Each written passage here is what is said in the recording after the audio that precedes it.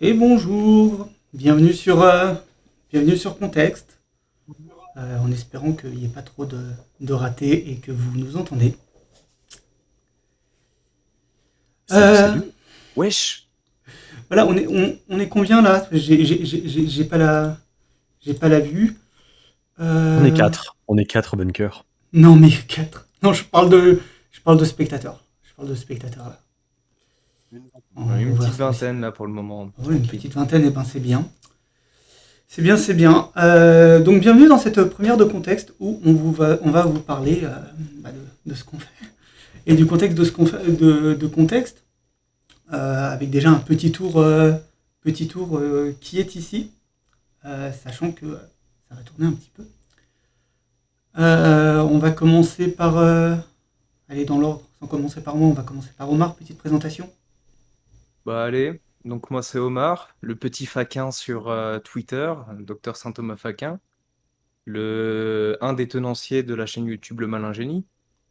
Et dans la vie, qu'est-ce que je fais? Bah, je suis chercheur. Je suis chercheur, physico-chimiste et biophysicien. Suivez-moi pour plus de shitpost. C'est réel ça. Merci Patchwork. C'est à peu près tout, hein. 28 ans. Voilà. Et je suis en plein Alors, déménagement, désolé pour le bordel derrière moi. ok. Fred. Alors moi du coup c'est Fred, je suis le tenancier de la chaîne YouTube Patchwork. Je fais aussi des streams sur Patchwork Live. Et voilà, c'est à peu près ce qu'il y a à savoir. Oui, voilà, j'aime bien le scepticisme, j'aime bien la politique, je fais des choses. J'ai pas de caméra donc je peux pas mettre en avant une guitare, un ukulélé ou tout autre instrument voilà, pour me la jouer comme vous. Voilà, je suis un peu jaloux, mais voilà, je vais essayer de survivre. Et est-ce que là on voit Tourteman? Apparemment, on me voit pas du tout. Euh, Non, non, on te voit bien, il y a pas de souci. non, on voit bien. Et Kira. Et donc, moi, c'est Kira, Emmanuel dans la vraie vie. Je suis aussi étudiant en philo, je fais plein d'autres choses, je travaille. Vous me connaissez aussi peut-être sur Twitter. Bon, là, mon compte est en privé, mais je rage souvent sur le travaillisme et des choses comme ça. Pas grand-chose à dire de plus. Je suis tenancier d'aucune chaîne YouTube personnellement. Et pareil, j'ai pas du ukulélé ou de choses à mettre en avant, mais j'ai mieux, j'ai un petit chat. Bonjour le petit chat. Voilà. Et une bibliothèque et des livres. Ah. Euh, et moi, je suis Bunker D.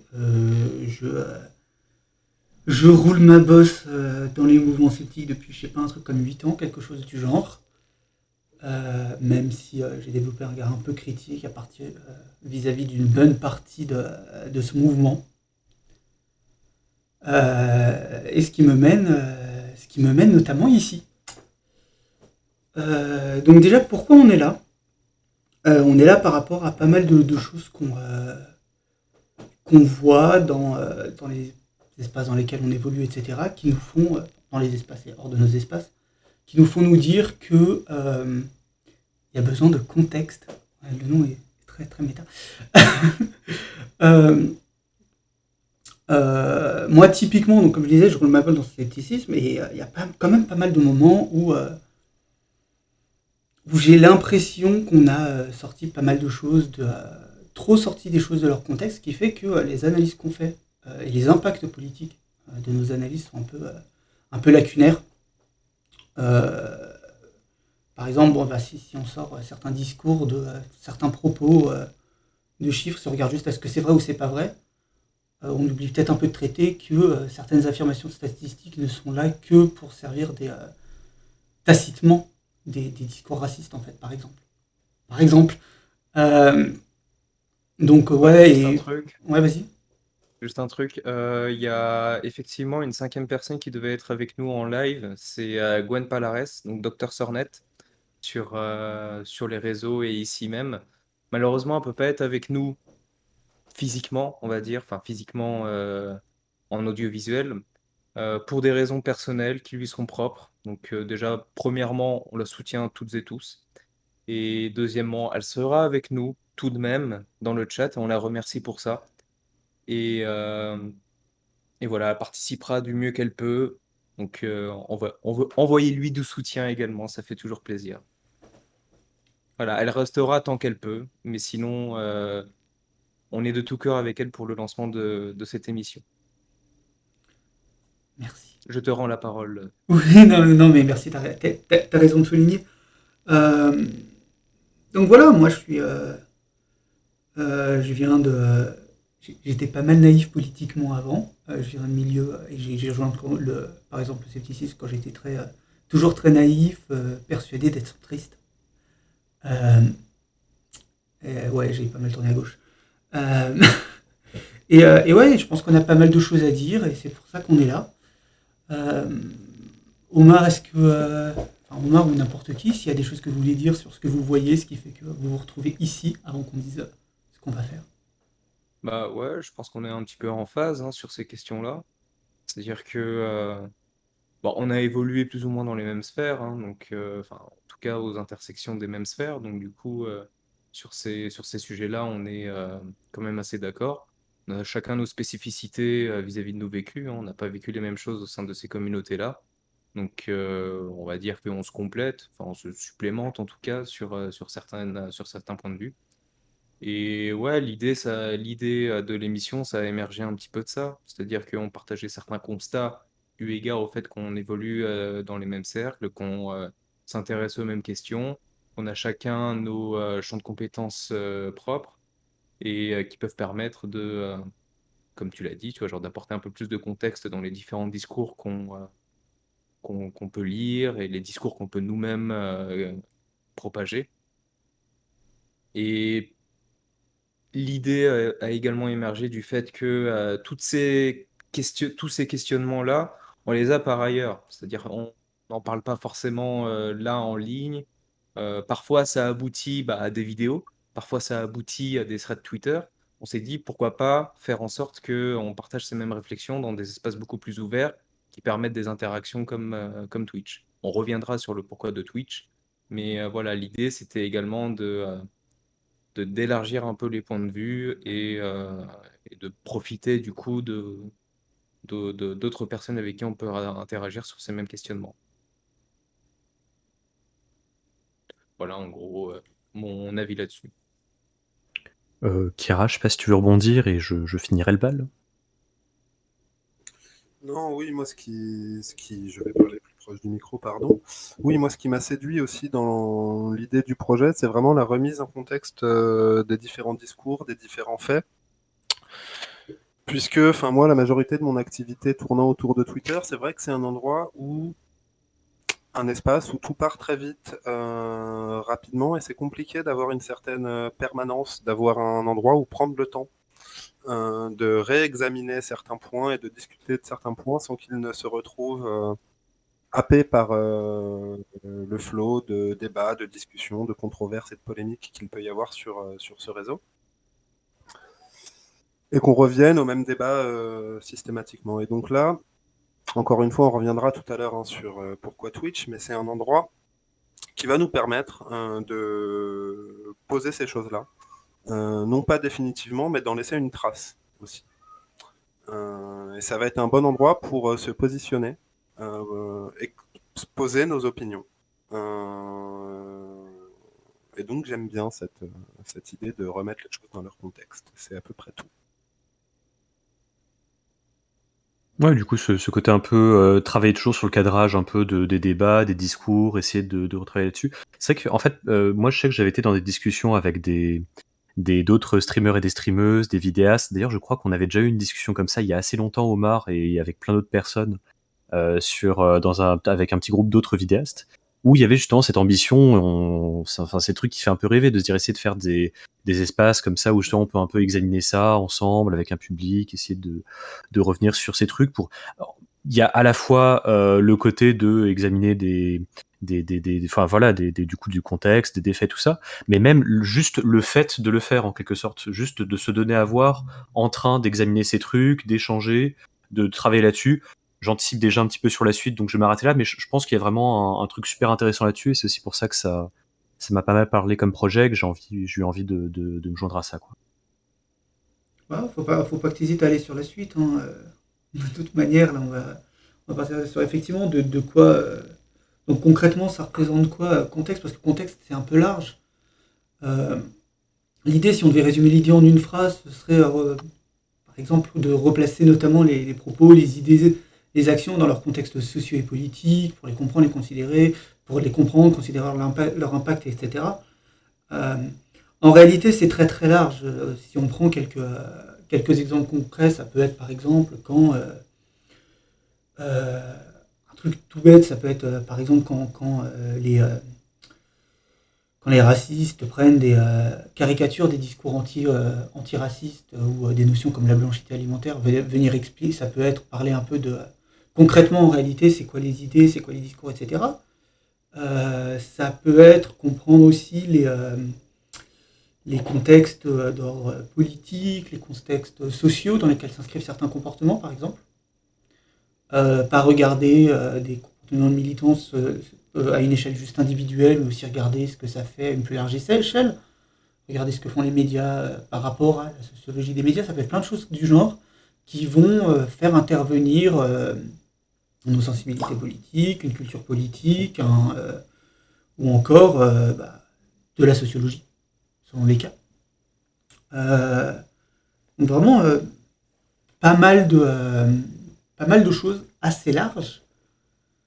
Je ne sais pas si vous avez des exemples concrets de choses qu'on pourrait ou qu'on va aborder comme ça, qui vous avez envie d'évoquer pour donner une idée aux gens. Je pense qu'on peut aussi parler des grandes thématiques qui pourront Ouais. être, enfin, qu'on aimerait aborder justement. Donc, on va surtout parler en général de recherche et d'épistémologie, parce que c'est quelque chose qui manque énormément dans la plupart des débats où on invoque assez souvent les sciences, comme tu l'as dit, Paul, en décontextualisant la plupart des, euh, des, euh, des corpus de connaissances. On va parler politique, forcément. Il y a des choses qui sont en lien également avec le scepticisme, avec les pseudosciences, où il y a énormément de décontextualisation dans ces sujets-là. Donc après, dans ces grandes thématiques larges, on peut aller un peu plus en détail dans des sujets beaucoup plus détaillés, comme comme tu l'as dit, hein, là, c'est ma marotte du moment. Comment est-ce que les racistes reprennent à leur compte les discours sur l'objectivité scientifique? Ça marche aussi pour d'autres rapports comme le sexisme, la misogynie, et cetera. Mais ouais, typiquement, ça fait partie des choses qu'on aimerait aborder. Et évidemment, hein, évidemment, le f que ce soit par les racistes, mais également par les personnes qui prétendent parler au nom de la science et qui souvent le font en faisant abstraction justement de tous les contextes qui entourent certains discours et certains actes. Donc là, notre idée, ben, comme, si vous suivez un petit peu nos activités en ligne, je pense que vous l'avez quand même assez souvent remarqué on aime bien, revenir sur, certaines choses qui sont partagées dans les milieux rationalistes et voilà, ça fait partie des choses qu'on aimerait faire. Et je pense qu'il y a un truc intéressant par rapport à ça, c'est que du coup, il y a un peu l'idée de croiser des perspectives, d'être justement. Il n'y a pas que nous quatre, ni même nous cinq en comptant Gwen, en fait, dans l'équipe de contexte. On est Mmh. quand même un certain nombre, je pense actuellement à peu près une quinzaine, quelque chose comme ça, et l'idée c'est de potentiellement avoir d'autres personnes qui rejoignent, notamment pour des questions, voilà, en termes de représentation, etc. Mais on reviendra là-dessus plus tard, je pense. Ouais. Et l'idée c'est justement que, il y a personne parmi nous qui va être absolument experte sur tout. L'idée, c'est pas non plus de venir à chaque fois en ayant un discours ultra lissé, carré sur absolument tout, machin, mais de se donner en fait la possibilité aussi d'avoir une espèce de progression collective ou ce croisement de plein de perspectives différentes et en préparant un peu les trucs, c'est-à-dire il y a un travail de rigueur, de préparation et même chose, on reviendra un peu là-dessus pour voir un peu ce que nous on pense qu'on veut quand même donner en termes d'exigence. Mais l'idée, c'est voilà de travailler ça en fait, de travailler ensemble, de croiser Et ça me semble être un truc assez important en fait. Je crois qu'il y a un truc qui revient souvent dans tes discours, Omar, c'est les questions un peu de réseau épistémique, le fait d'avoir plein de gens justement comme ça, avec différentes spécialités, des intérêts, tout ça, des croisés. Et je pense que là, c'est un peu l'occasion aussi. Et salut au raid. Oui, voilà, bonjour le Wesh raid. le raid. Bonjour. Bienvenue sur Contexte. On ouvre le bal. Et on parlait de, bah voilà, pourquoi on va parler de contexte en fait.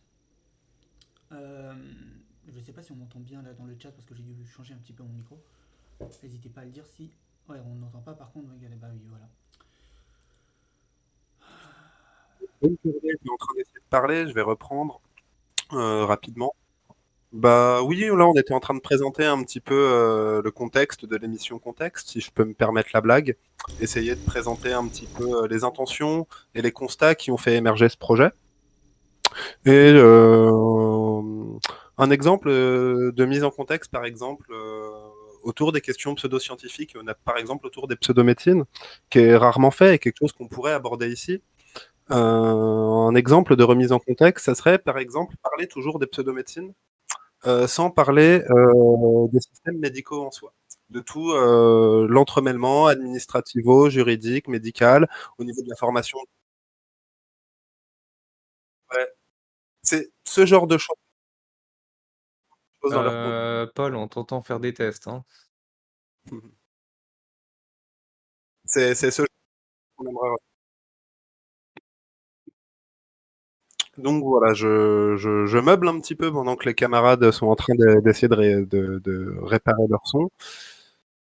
Mais c'est un son variable. Oui, je sais, désolé, c'est la qualité de mon micro qui n'est pas parfaite. J'essaye de parler le plus proche possible du micro. Ça sera Alors, réglé pour les prochaines émissions si j'y interviens. Mais c'est vraiment de mettre, comme le dit Icarus dans le chat, remettre les actions et les discours dans leur contexte environnemental en fait. Mhm. Dans leur environnement, parce que tout ne se vaut pas. Deux actions qui sont a priori similaires, si elles ne sont pas faites dans le même contexte, dans le même environnement, ne sont pas les mêmes et demandent un examen un petit peu spécifique. Je ne sais pas si parmi les copains ici, il y en a d'autres qui veulent réagir et donner d'autres exemples pour peut-être. Ouais, bah un exemple tout con, je veux dire, on peut parler des. Bon, désolé, hein, le son sera pas parfait, mais au moins il sera un volume correct pour l'instant. Il faudra qu'on règle ça. On peut parler, voilà, c'est ce sur quoi, ce qu'a vite fait évoquer Omar, par exemple, c'est effectivement cette question de quand on parle de la science, le vrai, tout ça. On tend souvent à oublier de considérer les impacts. C'est pour ça qu'on mentionne, d'en remettre dans le contexte, c'est aussi nos impacts politiques. Qu'est-ce qu'on veut faire quand on commence à aller chercher des différences, par exemple, entre les races en sciences, vu qu'on a pris cet exemple-là, enfin, il y a quand même des questions qui se posent, au-delà de la question qui se pose de c'est quoi cette méthodologie de merde, parce qu'on en parlera sûrement dans d'autres émissions, mais c'est souvent des méthodologies assez risibles. Euh, Ça sert à quoi? Tu vas faire quoi au final, quoi? À part justifier des inégalités, tu vas faire quoi?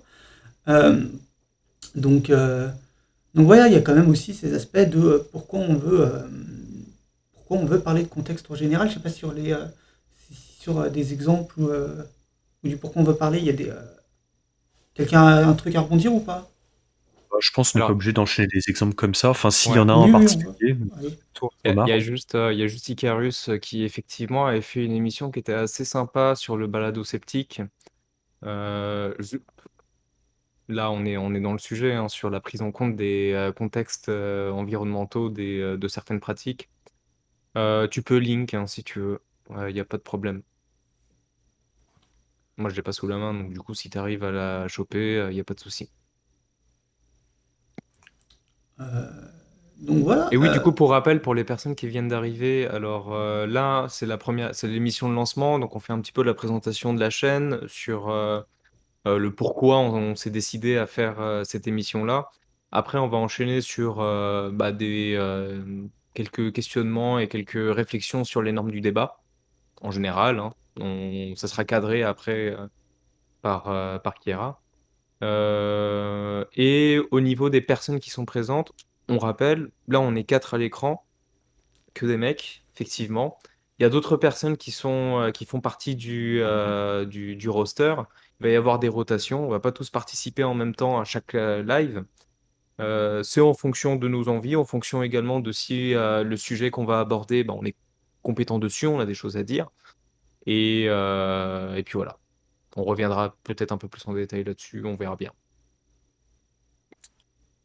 Bah, justement, c'est bien que tu fasses cette petite transition sur la question de la représentativité, puisque c'est un des points qui est important à cadrer. Puisque là, on vous a présenté un petit peu le pourquoi contexte. Maintenant, la grande question que vous vous posez sans doute, c'est comment. Comment on va faire? Comment on va organiser les discussions en live entre nous? Comment on va s'organiser en relation avec vous, notre public, avec nos publics, je dirais même, parce que c'est un croisement de plusieurs publics, le public de Patchwork, de Bunker, d'Omar, d'autres personnes qui nous suivent par ailleurs. Et c'est des questions qui sont importantes à se poser. Omar parlait de normes du débat. Moi, j'aime bien parler aussi d'éthique du débat public. Ça se recoupe pas mal. Et plutôt que de faire un exposé long et monotone et compliqué, on va prendre notre cas. Comment on va essayer de respecter certaines normes pour faire les choses bien, à la fois dans les relations entre nous, les relations en équipe, avec le roster qui est beaucoup plus élargi que nous quatre. Par exemple, on a Madame Sornet, Dr Sornet, qui est dans le chat avec nous, et d'autres personnes que vous découvrirez plus tard. Comment on va organiser toutes ces relations entre nous et comment on va voir avec vous, notamment par exemple quand vous nous critiquez. Et donc, je pense que la première question qui est importante à se poser, puisqu'on risque d'avoir des invités, et ça va être le premier point de discussion, je pense, c'est comment on fait pour protéger nos invités, comment on fait pour avoir aussi une chaîne représentative, inclusive, sans tomber dans ce qu'est la tokenisation. Je pense que, je sais pas, Bunker, tu peux peut-être essayer de définir ça, ce qu'est la tokenisation, s'il y a des gens qui ne savent pas, et peut-être le problème si j'ai pas été assez clair. Alors, oula, pardon. Ouais, donc la tokenisation, je sais pas si c'est vraiment. Je pense que ce sera plus pertinent qu'on parle d'abord, avant de tokenisation, de comment on pense à comment on pense à la représentativité et pourquoi la représentativité déjà. Euh, euh, mais donc déjà, effectivement, déjà pourquoi on va prendre plein de gens. Alors on va expliquer ensuite comment on élargit ça. Mais le truc, c'est que quand on a commencé l'émission, quand on commence l'idée de l'émission, moi j'arrive avec ça, je vais voir deux potes, donc je vais voir Omar et Fred. Euh, Après il reste, ça arrive, truc quand même on risque de dire de la merde, on est quand même trois mecs par exemple, six notamment, relativement avec une éducation tout ça, bon, euh, ça implique qu'il y a plein de sujets sur lesquels on risque de dire de la merde. D'ailleurs, enfin, je veux dire, et vis-à-vis de nos connaissances et vis-à-vis de nos expériences, pas faire gaffe à certains aspects et tout. Euh, et donc à cause de ça, ça implique que il faut faire gaffe. Et donc donc l'idée ça a été vis-à-vis du roster on a pas mal de personnes. Il y a aussi d'autres raisons qu'on va mentionner, mais on va quand même inclure pas mal de personnes qui sont pas que des mecs cis blancs hétéros tout ça, pour pouvoir faire leur retour. Et, euh, et donc il y a des personnes qui vont participer avec nous sur scène. Il y a d'autres personnes aussi de confiance qu'on a mis dans la boucle pour nous dire, pour pouvoir nous prévenir, tu fais de la merde, etc. Même si ces personnes n'ont pas forcément envie de se foutre en face d'une caméra, tout ça. Mais par contre, ouais, sans verser dans la tokenisation, parce que euh, on peut quand même évoquer, il y a eu des cas. Il y a eu des cas assez récemment, enfin, il y a quelques mois, où des personnes sont arrivées en disant ah mais non, tout ce discours qui accuse telle chose de psychophobie, d'homophobie ou de machin, c'est n'importe quoi. Moi je suis concerné et je dis que c'est n'importe quoi tout ça parce que et je suis concerné, donc voilà. Euh, le problème c'est que quand tu as une personne qui balance ça c'est pas forcément non plus pertinent et que voilà, mettre en avant quelqu'un qui est juste quelqu'un qui est d'accord avec toi de la catégorie minorisée sur laquelle tu vas taper, euh, c'est pas lutter contre les problèmes de subjectivité et de point de vue pour pas dire de la merde, c'est juste trouver une excuse pour dire non, c'est bon, j'ai le droit. Et pourquoi ça s'applique pas? Enfin, moi, par exemple, je suis juste un exemple. Hein. je suis bi, j'ai jamais été inquiet par l'homophobie. Parce que je suis dans une situation sociale où voilà, j'ai pas eu peur d'être mis à la rue par mes parents, j'ai pas eu à être inquiet dans la rue, etc. pour ce genre de trucs-là. Si aujourd'hui, je vais dire à des personnes ah bah non, t'abuses, non, ce qu'il a dit là, ah là là, en fait, non, l'homophobie n'existe pas trop, c'est pas trop un problème ou des choses du genre. Euh, Pardon, mais je serais juste un gros con parce que j'ai pas, même en étant bi, j'ai pas l'expérience pour pouvoir affirmer ce genre de truc-là. Donc voilà, la tokenisation, c'est pas genre juste balancer des gens qui sont là, et c'est encore plus que ça, pas avoir des gens du genre ah oui, nous dans notre team, on a des racisés, des femmes, des personnes trans, etc., et pas les écouter. Ce qui aussi arrive. Bref, je sais pas si c'était ça que tu voulais comme réponse. Ah non, non, c'est. Pierre, mais Je n'attendais pas de réponse particulière, hein, mais c'était voilà. effectivement je voulais t'emmener vers, en tout cas, ce risque dont on est conscient, qui est d'inviter des personnes de telle ou telle catégorie uniquement pour les inviter et s'en servir à la fois comme excuse à la représentativité et excuse pour être d'accord avec nous. C'est pas, en tout cas, comme ça qu'on a envie de construire la façon dont on invite des gens. Je sais pas si Omar et Fred veulent rebondir un petit peu sur ça.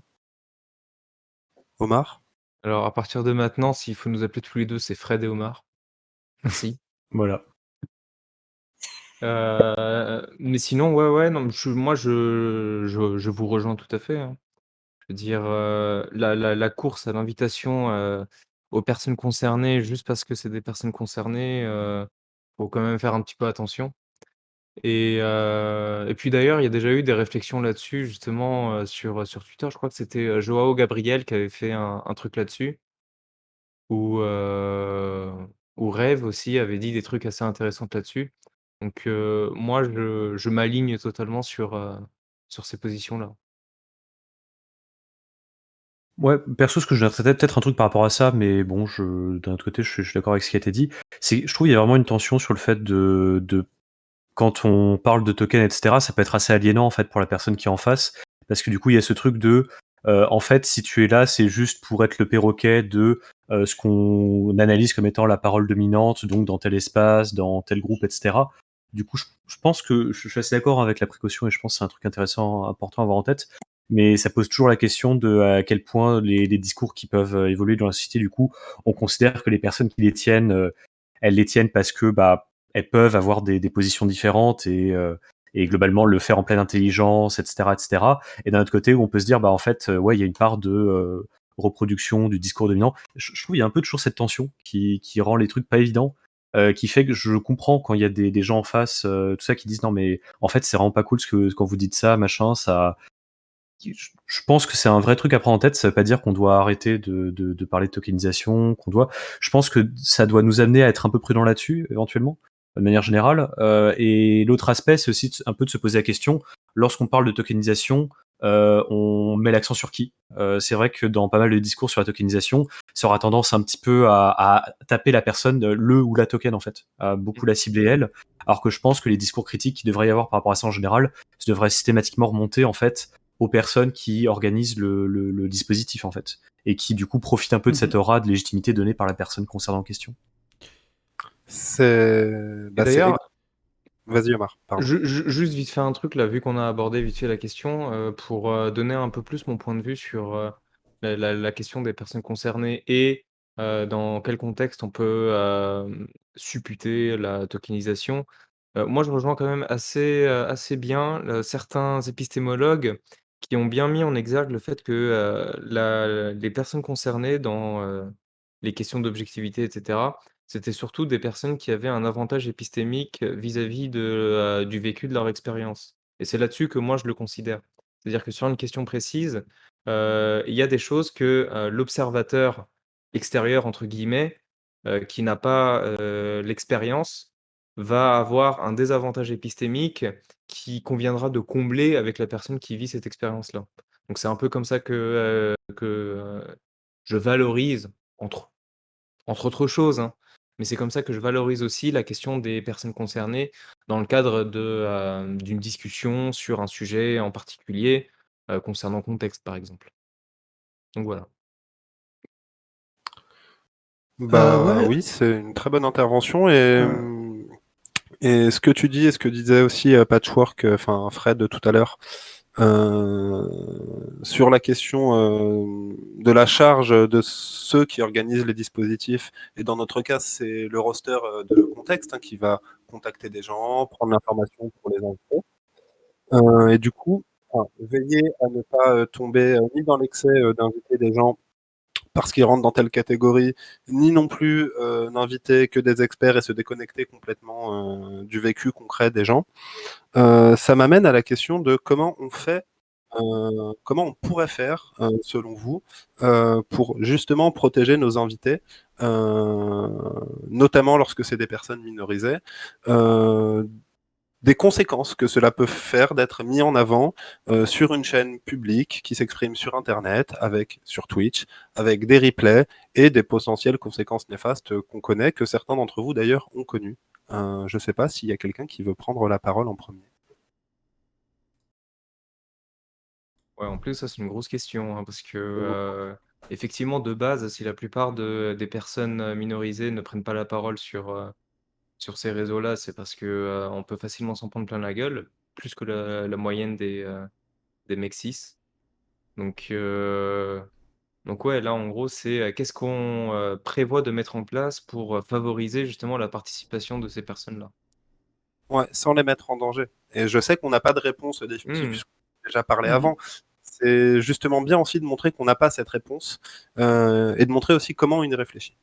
Parce que, en gros, on a déjà invité des personnes qui cumulaient quand même des désavantages sociaux et des handicaps sur Zem, par exemple. Enfin, les membres de Zététique Métacritique ont organisé récemment les rencontres métacritiques, donc des séries de live sur Twitch, où on a invité une succession de personnes à des tables rondes pour partager justement certaines expériences sur des sujets en particulier.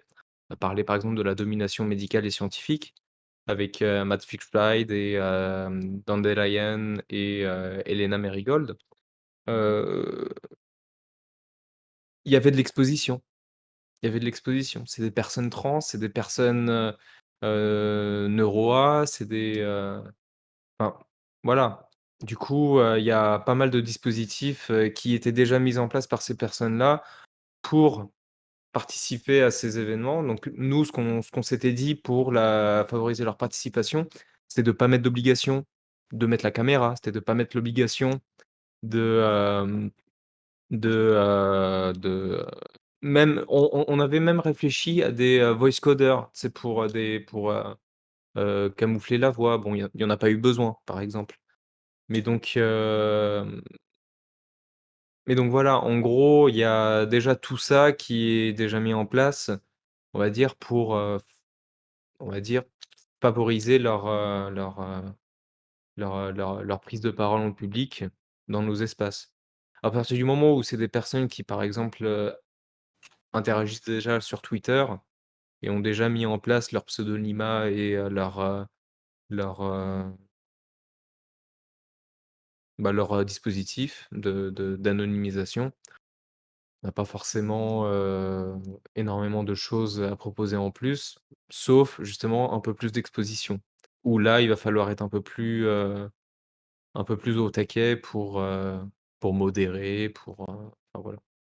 Faire attention aux informations qu'on s'autorise à balancer et qui mettraient pas en péril leur intégrité. Bla, bla, bla, bla, bla. Je pense effectivement que c'est le premier critère et qui est un critère éthique et moral assez simple. Faire en sorte que l'intégrité physique et mentale des gens ne puisse pas être atteinte par la modération, etc. Moi, j'aimerais rebondir, ou en tout cas vous faire rebondir plutôt, Il y a sur juste, il y a sur juste, Oui, Bunker? ouais, il y a juste un élément sur lequel je voulais rebondir aussi. Attendez 2 secondes. Essayer qu'on m'entende un peu. Bon, on verra ça plus tard. Allô, voilà, Ah oui, ça va le faire. effectivement, Valka. Ouais. Ouais, pardon, Paul, tu veux parler? Non, vas-y, bah fais ta remarque pendant que j'essaie de régler des trucs. Mais normalement, là il devrait être bon le volume. Là, oui. Parfait. Non, c'est pas Valka, c'est Alka, pardon, qui dit est-ce que ça ne doit pas d'abord commencer par une adaptation au niveau de protection que souhaite avoir chaque personne et adapter avec les outils disponibles? Effectivement, effectivement. C'est-à-dire que, en gros, il faut pas voir contexte comme quelque chose de très rigide, dans les paramètres et les mises en place qu'on décide qu'on décide. C'est-à-dire que, si, on doit faire un live, par exemple, en comité restreint et pas mettre de replay, ce genre de choses, c'est tout à fait envisageable en fonction des personnes qui participent. Donc là-dessus, ouais, effectivement, tout ce qui est en notre pouvoir pour, ajouter les protections demandées par les personnes qu'on invite, on le fait. C'est pas du tout un problème. Il y a aussi, indépendamment de ça, il y a aussi que pour les personnes qui veulent pas se mettre en face pour des raisons X ou Y, en plus de l'anonymisation, il y a des personnes qui osent pas forcément parler en public et tout. Euh, Nous, donc comme je disais, toutes les personnes qui participent entre guillemets à contexte n'ont pas forcément à le faire en tant que participant devant, en tant que participant au live, que ce soit chroniqueur, etc. Et on a aussi des personnes qui sont là, qui ont porte ouverte pour venir nous dire vous dites de la merde, ou nous dire ah tiens tu peux parler de ça, etc. Que ce soit pendant les préparations des émissions, quand il y a des préparations, donc ça va dépendre de quoi on parle, etc. Ou que ce soit pendant l'émission, pendant le live éventuellement, il y aura la possibilité dans les Discord de nous dire, enfin sur nos espaces, de nous dire bah là faut peut-être mentionner ça, ou là bon il y a ça mais quand même machin chouette, histoire que bon, évidemment, il y a toujours la possibilité aussi de nous le dire publiquement dans, dans le, dans le chat, hein, n'hésitez pas, mais histoire d'avoir ce retour. Moi, il y a un truc, ce que tout ça, ce à quoi ça me fait penser, c'est que c'est aussi que, bah, bon, je vais me centrer sur les streams, mais je pense que ça pourrait être élargi à d'autres cadres. En fait, les streams, globalement, à chaque fois, il faut se dire il y a un mood dedans, il y a un peu une espèce d'atmosphère avec, globalement, des choses qui sont plus ou moins permises, des niveaux de langage, tout un tas de choses comme ça et tout.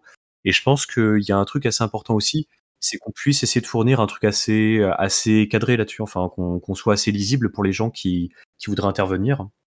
Et je pense que c'est important parce que ça permet un peu aux gens qui arrivent de savoir, bah voilà, ce sera à peu près tel niveau de langage, ce sera, on risque d'être à ce niveau de safe parce que globalement, disons qu'il y a des questions sur lesquelles ça va être plus difficile, sur lesquelles il faut essayer d'avancer ensemble, etc.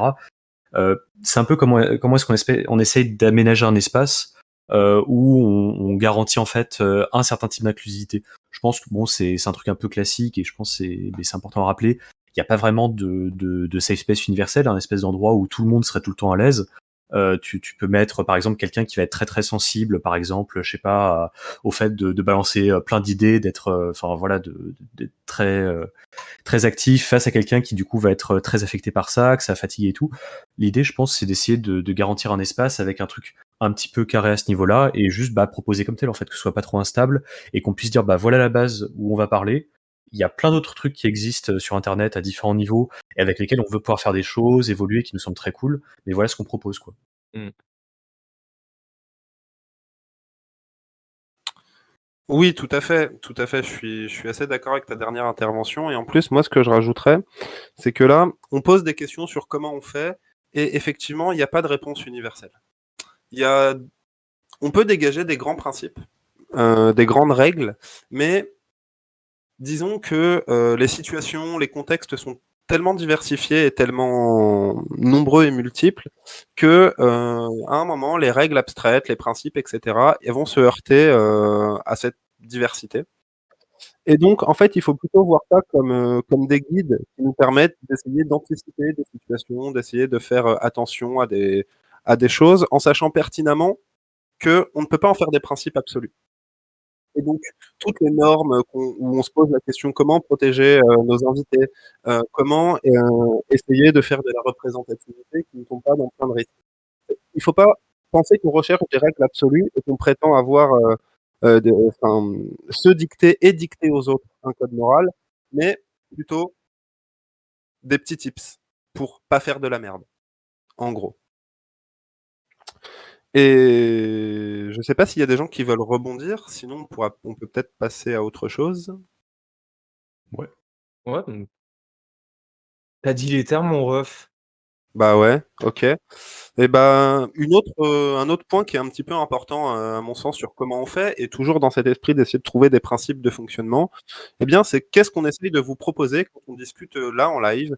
Quelles normes, quelles règles, quels principes, qu'importe le mot, on a posé entre nous pour ne pas vous proposer de la bouillie, de la polémique, pour pas vous proposer quelque chose, enfin pour vous proposer quelque chose de spécifique, quelque chose de particulier et qui corresponde en quelque sorte à la ligne éditoriale de contexte. Est-ce que quelqu'un veut prendre la parole en premier? Ouais, je vais prendre la parole en précisant en fait que bon, on va quand même des fois, on va pas non plus toujours vous apporter le meilleur et que c'est une des raisons de pourquoi Twitch en réalité. Euh, donc je suis désolé, j'hijack un peu la question pour la recadrer sur un autre truc en amont parce que je pense que c'est nécessaire en amont, c'est de dire une des raisons de Twitch, c'est aussi que donc on a estimé qu'il y avait plein de discours qu'il fallait rendre un peu plus visibles vis-à-vis des contextes et tout. Et la visibilité, bah, on a des contraintes qui est de qu'est-ce qui est visible sur Internet et comment. Notamment YouTube, c'est bien, enfin c'est visible en tout cas, et la visibilité dépend du watch time, dépend de publier des trucs régulièrement, etc. Euh, Ici, on a par exemple deux youtubeurs hein, avec les chaînes Le Malin Génie et Patchwork, euh, qui font du super travail, mais la visibilité est toujours aussi nécessaire. Enfin, pour produire ce travail-là, ça prend du temps. Et derrière, comme il y a moins de, moins de publications, moins de machins, moins de trucs, le dieu algorithme YouTube est pas super positif. Un des avantages qui fait que certaines chaînes de gauche, notamment aux États-Unis, ont pas mal de réussite, c'est aussi la visibilité qui est fournie par ça, par la fréquence de la publication. Sauf que il y a plusieurs façons de faire quand on publie beaucoup. Soit on publie beaucoup de la vulga, mais comme on n'a pas le temps de la préparer, on raconte vraiment de la merde. Euh, Soit on fait un peu ce qu'on fait là. L'intérêt de si on va faire un format qui est un peu genre des discussions entre nous, c'est aussi une question de registre. Parce que c'est aussi une question de ne pas faire semblant de vulgariser et de vous apporter des sujets super travaillés, etc. Quand, bon, des fois on aura des sujets préparés où il y aura probablement des petites présentations et tout. Des fois ce sera pas le cas. Et donc évidemment, on va essayer de ne pas vous dire de la merde, on essaye de s'entourer de personnes compétentes sur les sujets qu'on aborde, et d'être nous-mêmes compétents un minimum, et pas raconter de la merde, réagir aux critiques et tout. Mais, donc ça on va y revenir parce que c'est plus la question de Kera, mais il y a aussi le fait de rester quand même dans un registre qui est adapté à ce qu'on fait en pratique, et à la qualité des discours où, bon, on essaye de pas vous dire de la merde, mais on prend pas 2 mois à préparer chaque émission, quoi. Parce que c'est ça qu'il faut hein, si on fait des émissions sur des sujets variés. Enfin, moi, quand je bosse sur des sujets, il faut 2 mois. Euh, donc, euh, donc voilà, ça c'est un premier aspect. Et pour continuer sur comment on va quand même essayer de pas trop dire de la merde, quand même dans ce cadre-là, je vais filer la parole à quelqu'un d'autre. Ouais, non, mais en fait, ça répond déjà un petit peu à la question. Nous, ce qu'on s'était, enfin, la norme de discussion un petit peu qu'on s'était donnée, c'est de rester sur du ton informel. C'était de pas rentrer dans de la présentation, dans ce qui pourrait ressembler à de la pratique de colloque, par exemple. On n'est pas là pour faire présentation puis question-réponse, par exemple. C'est pas du tout l'objectif. Et donc, c'est déjà un peu ça. C'est déjà un peu une première promesse, c'est de rester sur un format talk show, en fait. Donc, mais qui dit talk, il y a différents types de talk show. Il y a des talk shows qui vont être très polémiques avec des coupures intempestives de parole et des talk shows qui vont prendre un petit peu plus leur temps. Je sais pas si quelqu'un veut préciser. Bon, vous vous doutez bien vers quelle direction on va. Hein. Ouais, ouais. Bah, c'est un peu l'esprit du truc. Après, on se refuse pas non plus le droit de faire des analyses, par exemple en direct, d'un fait divers ou d'une publication ou d'un contenu sur lequel on est tombé et où on peut se dire: «Bah, ouais, en fait, j'ai un peu les compétences pour faire cette analyse-là. Je peux le faire, là, à chaud». Donc s'il y a d'autres personnes qui sont, chauds également pour, commenter ça, bah, on y va. Donc c'est aussi ça l'utilité de cette plateforme, c'est qu'on a l'avantage de la spontanéité. Ouais, Lapin, t'as... Ah, vas-y, Bunker. Ah non, mais enfin, peut-être après Fred l'aurait dit, mais si, il y a un aspect quand même, donc on essaye de faire une dynamique un peu talk show aussi pour des questions aussi d'être plus agréable ou d'être moins austère aussi par rapport à certains trucs, parce que bon, enfin je sais pas, moi j'aime bien les vidéos essais d'1 heure et demie, mais sans nos éducations aux uns et les autres, etc., ça peut être un peu Le sapiosexuel, là, direct. flippant, pas rassurant, et ouais, faire peur, faire partir, etc. Donc le côté discussion, il permet de lutter un peu contre ça aussi, d'essayer de faire gaffe un peu à pas être trop dans des concepts qui sont inaudibles. Euh, et un autre aspect, c'est aussi un truc, je mentionne ça parce que c'est un truc que j'ai dû apprendre, euh, mais c'est d'essayer, comme on est bon, on, on est entre personnes qui essayent de faire un peu gaffe à ça, un truc qu'on va peut-être essayer d'éviter par rapport à d'autres talk shows, etc. C'est en termes de coupage de parole. On va essayer de se laisser la parole. Bon là, entre mecs, hein, ça va, mais on sait quand même qu'il y a facilement vite des asymétries qui viennent en fonction de qui a confiance sur tel ou tel sujet, en fonction de les mecs ou les femmes, par exemple. Et donc essayer de faire gaffe à ça, ce qui ne veut pas dire qu'on ne sera pas forcément parfait. Hein, j'espère qu'on n'est pas trop mauvais là-dessus les uns les autres, mais au pire, bah, encore une fois, faut pas hésiter à faire des remarques s'il y a un problème là-dessus.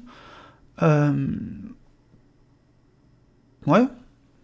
Ouais, non, clairement. Je pense que c'est clairement des choses auxquelles on peut essayer d'aspirer, ça, clairement. Et comme je disais tout à l'heure, en partant un peu chacun et chacune d'un certain point, en se disant que, ouais, globalement, essayer d'être attentif, de vraiment écouter les autres et de prendre en compte ce qu'ils et elles disent pour ensuite, justement, développer et essayer de construire quelque chose ensemble, ça, c'est intéressant.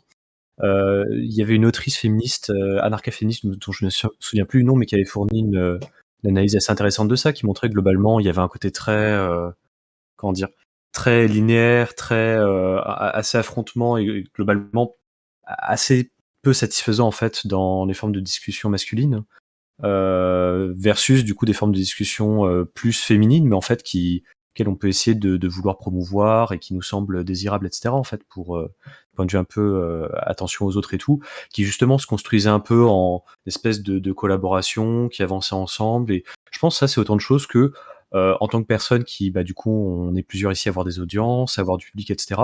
C'est des choses qu'on peut avoir envie de promouvoir dans l'espace public, en fait. Évidemment, ça pose la question de, bah, en fait, qui vous êtes pour vouloir faire ça, pour dire que c'est mieux, etc. Et je pense que ça, c'est un truc où, effectivement où c'est pas évident. Et je pense que les gens ont raison de nous dire TG influenceur, quoi. Et ça, je serais toujours en mode ouais, non, vous avez pas tort, quoi. Mais bon, avec cette espèce de position d'où on part et en essayant, du coup, en toute humilité, de se dire, bah, nous, on pense qu'effectivement, ce truc, c'est mieux. Essayer de le défendre et de le faire avec une forme d'honnêteté intellectuelle et en essayant de porter, du coup, des principes et des valeurs qui nous correspondent, quoi. Je pense que c'est des trucs qui peuvent pas mal enromber le projet, en fait. Et je t'influence quand tu veux, Bichette.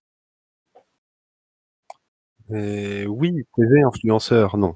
Blague à part, ton point sur l'écoute, je trouve qu'il est très important et ça recoupe un petit peu avec l'idée de la question derrière. C'était d'essayer de vous transmettre le fait que ce qu'on va vous proposer, ça reste du débat rationnel, même si c'est sur un ton informel. Et dans le débat rationnel, il n'y a pas que le fait d'avoir un énorme cerveau, d'arriver avec plein de faits, d'arriver avec des études, mais il y a aussi des capacités empathiques, des capacités émotionnelles. Le fait de donner de l'attention aux gens dans une discussion, de les écouter, c'est quelque chose qui est très difficile. Et je pense que c'est une situation qu'on a toutes et tous plus ou moins vécue, c'est-à-dire dans une discussion d'avoir très envie de parler et de vraiment tourner en boucle sur ce qu'on a envie de dire et de ne pas écouter la personne.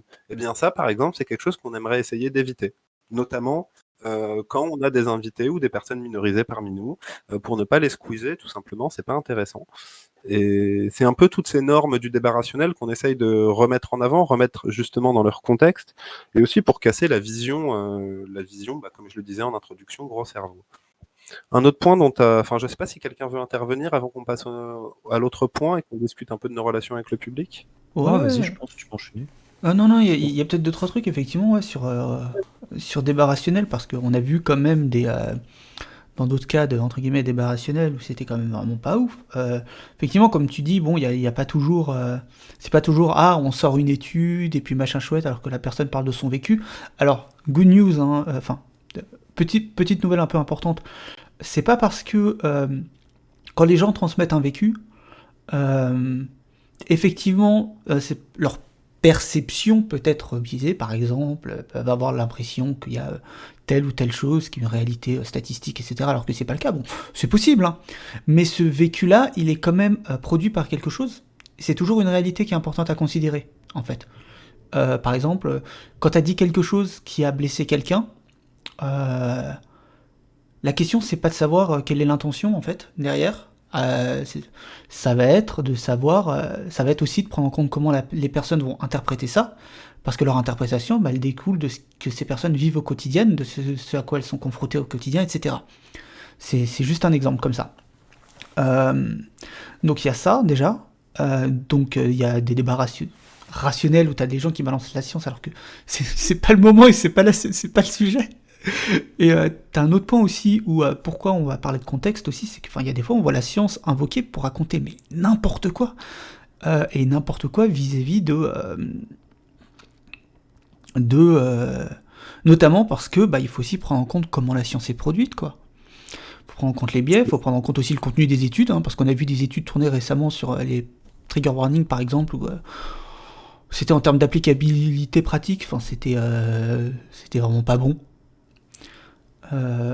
Donc voilà, effectivement, faire gaffe quand on va parler de la science. Ouais, on a tous, je pense qu'on a pas mal une sensibilité ici. Bon, il y a pas mal de gens qui sont intéressés à la sociologie ici. Moi, je me dis toujours sceptique, hein. Il y a une certaine sensibilité envers ce genre de production-là et s'y référer quand c'est possible, mais c'est pas toujours le moment. Ou c'est pas, ou alors il faut aussi le faire avec un certain regard critique. Voilà. Ouais, c'est ça. Donc, en gros, essayer de rappeler que la rationalité, c'est pas déconnecter des émotions et que de l'écoute, etc. Et que la rationalité ne se résume pas à la science, en fait, hein. C'est quelque chose sur lequel on essaye de lutter un petit peu par l'exemple, comme disait Fred aussi tout à l'heure, en essayant de le montrer dans notre façon de faire et d'incarner, en fait, les idées.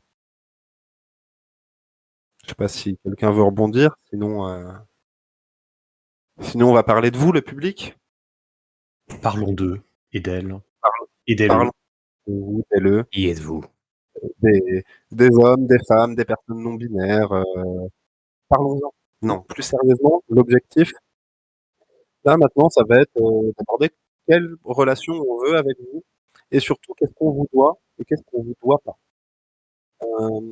C'est quelque chose d'important à rappeler parce que l'intention à la base de l'émission, c'est de prendre la parole dans l'espace public, de façon quasiment éditoriale, de présenter nos opinions, de présenter notre travail.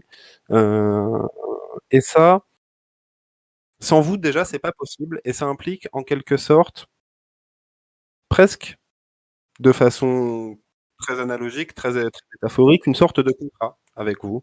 C'est-à-dire que on a des devoirs envers vous et on aimerait les préciser. On a la chance aujourd'hui là d'avoir 2 youtubeurs, on a Omar, on a Fred, qui ont déjà eu des expériences éditoriales, qui ont déjà l'expérience d'avoir un public et d'avoir une relation avec eux et avec elles et eux. Et moi, je pense que ça serait bien d'entendre le retour soit de Fred, soit d'Omar sur comment ça s'est passé pour vous, les relations avec le public, notamment, par exemple, quand on vous a critiqué, quand vous avez dit des choses qui n'étaient pas très justes, des choses qui ont mal été acceptées. Comment vous avez géré ça?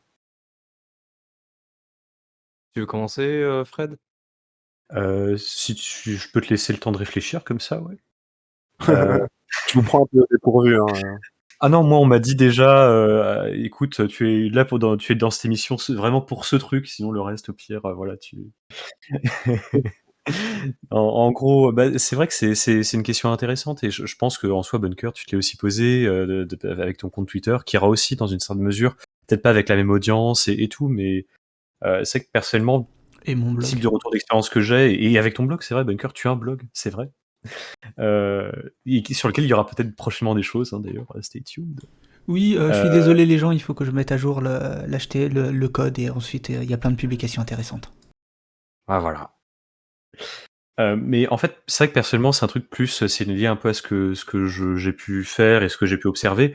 C'est vrai qu'il y a la question un peu de ce travail pas évident de prendre au sérieux la critique quand elle est face à toi, quoi. Il y a ce côté de la tentation de vouloir te moquer des critiques les plus éclatées, de vouloir te dire qu'elles sont représentatives de tout, de vouloir forcément cadrer en mode les gens m'ont pas compris, donc ça fait un peu le lien avec ce qui était dit à l'instant, quoi, le côté comment est-ce que justement notre propos est pris et comment est-ce qu'il est interprété.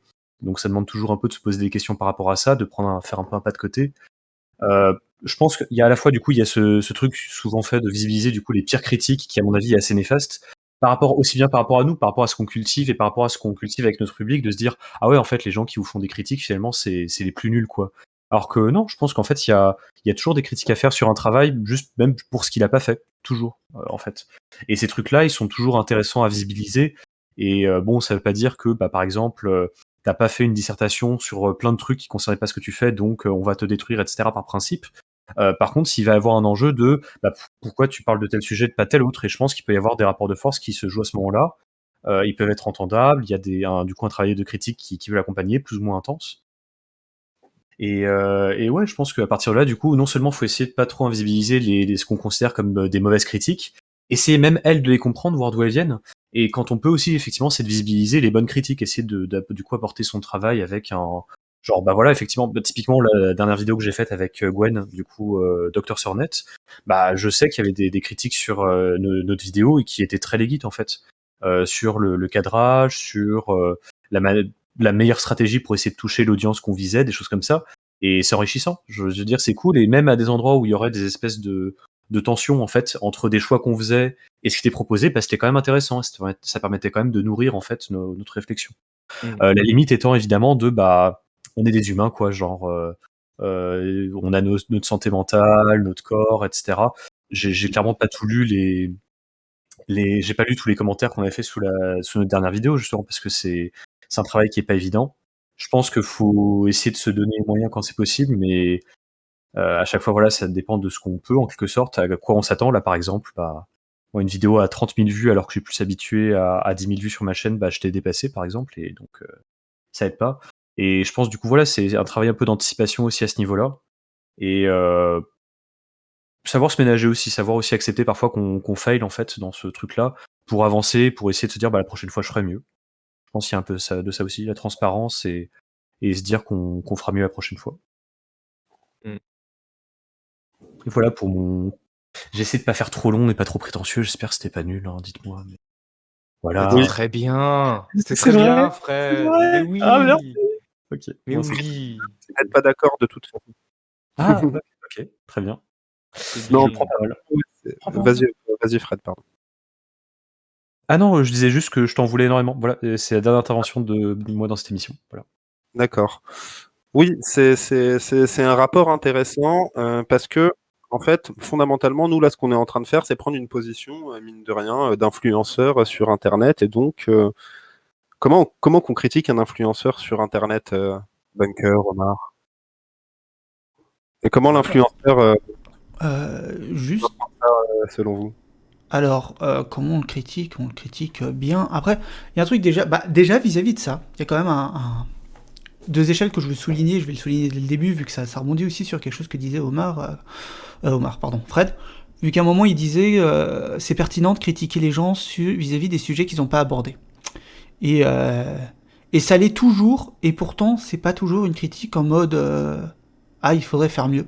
Parce que des fois, après, on fait bien ce qu'on veut. D'un côté, on parle quand même des sujets qui nous intéressent, et je vais pas voir des gens qui parlent de jardinage pour leur dire ouais, mais pourquoi tu parles pas du racisme?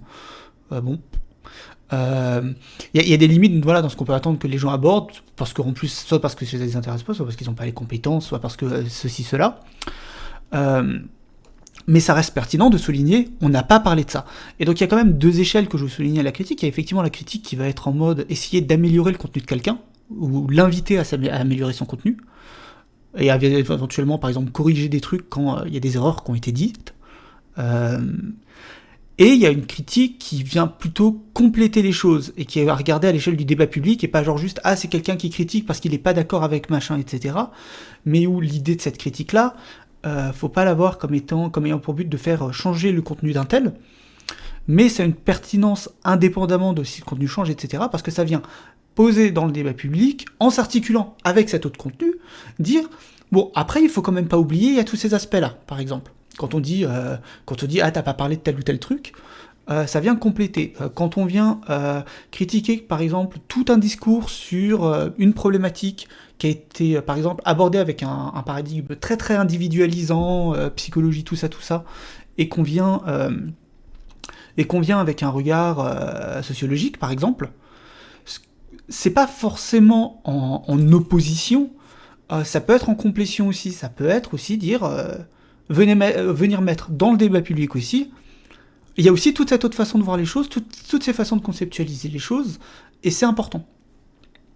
Donc je pense déjà qu'il y a ces deux aspects-là, et donc, comment on critique quelqu'un? Bon, déjà, il faut avoir conscience quand on met la critique, il faut aussi avoir conscience quand on reçoit la critique, je pense, que c'est pas parce qu'il y a une critique que ça veut dire qu'on a fait de la merde, etc. Bon, après, il y a des critiques qui peuvent être virulentes et dire on a fait de la merde. C'est possible, elles sont légitimes ou pas. Mais il y a aussi, je pense qu'il faut prendre en compte aussi ces aspects-là. Maintenant, pour ce qui est vraiment d'aller critiquer, vu qu'on est un peu un passif avec ça, d'aller critiquer les contenus, certains contenus, par exemple de vulgarisateurs, etc., il reste quand même des choses où il y a des fois, il y a des choses qui sont fausses, par exemple. Et quand tu racontes, par exemple, n'importe quoi dans une vidéo qui se veut de vulgarisation, c'est pas un truc qui est pas complet, et c'est pas genre juste une approximation, c'est une erreur, en fait. C'est désinformer, c'est fournir aux gens des représentations erronées, etc. Ça pose problème, ça demande correction. Idéalement, il suffirait d'échanger avec l'autre, etc. Et l'autre il fait ah ouais t'as raison et puis il va corriger et tout. Et des fois c'est pas le cas. On contrôle pas les gens, on n'a pas ce pouvoir et de toute façon même si on l'aurait, ce serait pas très très éthique de contrôler les gens comme ça. Donc voilà. Et ce serait dangereux parce que ça se trouve on a nous-mêmes tort d'ailleurs. Et donc on peut être confronté au fait que la personne elle change rien. Et ensuite, ça va dépendre de la situation, quoi. Déjà, ça veut dire que notre critique, elle va exister à une autre échelle qui va être de pas essayer d'améliorer son contenu, mais juste à l'échelle du débat public, soit compléter et apporter une proposition alternative, ce qui est un des objets de contexte pour moi, en tant que sceptique, un peu déçu de certains trucs dans le mouvement, et qui développe plutôt une idée de scepticisme politique. Pour moi, c'est pas forcément partagé, mais c'est un de mes objectifs dans le contexte. Donc il y a apporter un contre-discours. Il est aussi pertinent des fois quand c'est de la merde et que c'est dangereux de dire c'est de la merde, c'est dangereux, et ça vient se mettre dans le débat public, et le but c'est plus de voir un tel ou un tel transformer son contenu, etc. S'il le fait pour s'adapter au débat public, tant mieux. S'il le fait pas, le but c'est de dire là pour l'instant allez pas voir ça, c'est de la merde. Quand il y a des gens qui balancent des inepties racistes, par exemple, sexistes, transphobes, etc., moi, quand je critique des articles transphobes du Point, mon propos, c'est pas d'avoir le Point commencer à faire des bons articles. Hein. Le but, c'est de dire aux gens, c'est de la merde. Voilà. T'abordes justement, au début, tu avais parlé des deux cas, les critiques pour compléter et les critiques pour... je vais me rapprocher du micro, pardon. Les critiques pour compléter et les critiques pour améliorer, qui sont deux choses différentes, et je suis d'accord. Et sur la fin, tu abordais la question de la dangerosité des contenus. Et ça, c'est vraiment un point à part, dans le sens où quelque chose qui me semble pertinent dans l'éthique du débat public et que je trouverais très salutaire, c'est que si un jour on tient des propos qui sont dangereux, qui sont néfastes, ou en tout cas qui sont perçus comme dangereux ou néfastes par des gens, que l'on arrive à essayer de recevoir cette critique et de ne pas s'enfermer dans le mur de la négation. Et ça, je sais pas, mais moi, Omar, ça me fait penser à certains de tes intérêts, notamment sur les sciences racistes qui sont enfermés dans la négation de la critique. Je sais pas si tu penses pertinent d'en arriver là, mais ça pourrait donner une belle analogie et montrer que même si le problème existe, puisque là, en sous-texte, on pensait aux influenceurs sur Internet et dans la vulgarisation, notamment chez les sceptiques, qu'il y a les mêmes dynamiques qui peuvent se retrouver sous des formes particulières ailleurs. Ouais. Ça, c'est un truc que justement, si ça vous intéresse, et je vais faire une vidéo de toute façon là-dessus, c'est quelque chose qui a été abordé par le sociologue des sciences Aaron Panofsky dans son bouquin Misbehaving Science, où justement il aborde les controverses autour de la génétique comportementale, donc qui est un domaine, une discipline très controversée, issue du renouveau de la psychologie et de la génétique dans les années 60. Et en gros, il expliquait que ces, ces disciplines-là enchaînaient les controverses et n'arrivaient jamais à les résoudre. Il avait un truc qui était assez sympa, c'était, si les sciences, heu, si la science est une machine à résoudre des controverses, dans les misbehaving science, donc les sciences subversives, on va dire, dans les sciences subversives, cette machine est en panne. Et en gros, parmi les grands problèmes qu'on rencontre justement, dans ces disciplines-là, il y a le rapport de ces disciplines-là au «monde extérieur» entre guillemets. Justement, genre aux critiques qui peuvent être disciplinaires, mais également aux critiques politiques qui sont émises par ailleurs. Et il y a effectivement un refus au sein de ces communautés-là d'accepter les critiques de toutes parts, que ce soit des critiques en interne ou des critiques en externe. La plupart du temps, ça va être des diversions qui vont être adoptées comme type de stratégie. Il va y avoir en fait toute une forteresse qui va être construite de manière un peu implicite, un peu tacite entre les membres pour garder le ciment de la communauté qui est en train de se créer. Ce qui est paradoxal parce que c'est une communauté qui est très éclatée, mais il y a cette volonté de garder le ciment en mode on est, les Galilées, enfin les personnes attaquées de toutes parts par le clergé et donc on ne peut pas, hem, subir des critiques, même si elles sont fondées et donc soit on va y répondre de manière très mal, enfin de très mauvaise à côté, soit on va tout simplement les ignorer et du coup, on résout absolument aucune controverse et parmi les controverses, si ça vous intéresse, mais j'en parlerai, il y a, les différences raciales du QI, donc qui, ont, occupé en fait toute la génétique comportementale pendant, plus de 25 ans et ça continue encore aujourd'hui, il y a une certaine résurgence et du coup, cette dynamique-là, effectivement, on les retrouve, bah, pas que dans la génétique comportementale, mais dans d'autres disciplines. Heu, Là, je la balance comme ça, mais l'EVOPSY, c'est une discipline qui est concernée également par ces dynamiques-là et d'autres communautés qui sont pas des communautés scientifiques ou disciplinaires, mais où on retrouve également ces mêmes dynamiques. Où il faut, garder la cohésion entre les membres de ces communautés-là et donc devenir hermétique à toute forme de critique, même interne. Si on voit des critiques internes, il va y avoir comment dire? Il va y avoir des mécanismes d'excommunication, par exemple et ça, c'est quelque chose qui se retrouve, bah, notamment, bah, dans la communauté sceptique, typiquement. Chez certains vidéastes, vulgarisateurs. Ça, c'est quelque chose qui se retrouve également assez régulièrement. C'est pas un truc à généraliser. Mais oui, Mais c effectivement, ouais, Bah, l'analogie se tient et enfin, si ça marche aussi chez les sceptiques, c'est aussi des choses qui marchent dans des communautés tout autres. ouais. La communauté de je sais pas quel youtubeur, par exemple, sur n'importe quel fandom, eh bien, il peut arriver des phénomènes de starification de ce youtubeur ou de cette youtubeuse qui, ne pourra plus être critiqué sans se faire, enfin, si quelqu'un essaye de la critique, essaye de la critiquer, pardon, Mmh. se fera tomber dessus par le reste de la communauté. C'est des choses qu'on retrouve aussi, par exemple, bah, dans les fan studies, dans les fandoms. Et donc, c'est vraiment l'idée de vous montrer qu'il y a un mécanisme assez fort et d'essayer de vous montrer qu'on en est conscient, au moins de ça. Donc, si je reprends un petit peu la tripartition proposée par Bunker Day, par exemple, c'est-à-dire que, effectivement, les critiques qui visent à compléter notre propos sont les bienvenues. C'est pour ça que tout à l'heure, au tout début de l'émission, on était très content que Icarus, par exemple, vienne nous proposer un article qui venait compléter notre propos. C'est super intéressant et ça permet de combler les angles morts.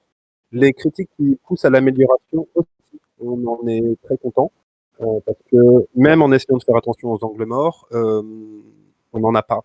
On peut pas ne pas en avoir. il n'y a pas de représentativité parfaite et de connaissances parfaites qui nous éviteront tout ça. Fais juste gaffe, Kira, parce que parfois ta voix est un peu étouffée. Ah, Essaie pardon. peut-être de Je vais bouger un te peu moins devant le micro, peut-être. Ouais, je vais moins bouger, je vais parler un peu moins vite. Et de la même façon, quand on dit des choses dangereuses, on espère sincèrement ne jamais arriver au stade où on niera la critique. Et où dans tous les cas, il y a la question de si on merde et si on est dangereux, d'essayer de l'assumer et d'en faire le service après-vente, d'expliquer pourquoi ça a merdé, comment ça a merdé, etc., etc. Ça, c'est quelque chose que je trouve, je trouve assez important. Voilà un peu ce qu'on vous doit. On vous doit, comme on l'a vu tout à l'heure, du débat, un minimum rationnel, même si c'est informel, c'est-à-dire qu'on va pas vous vendre de la soupe, on va pas vous donner de la soupe. Et cependant, il y a des choses qu'on vous doit pas.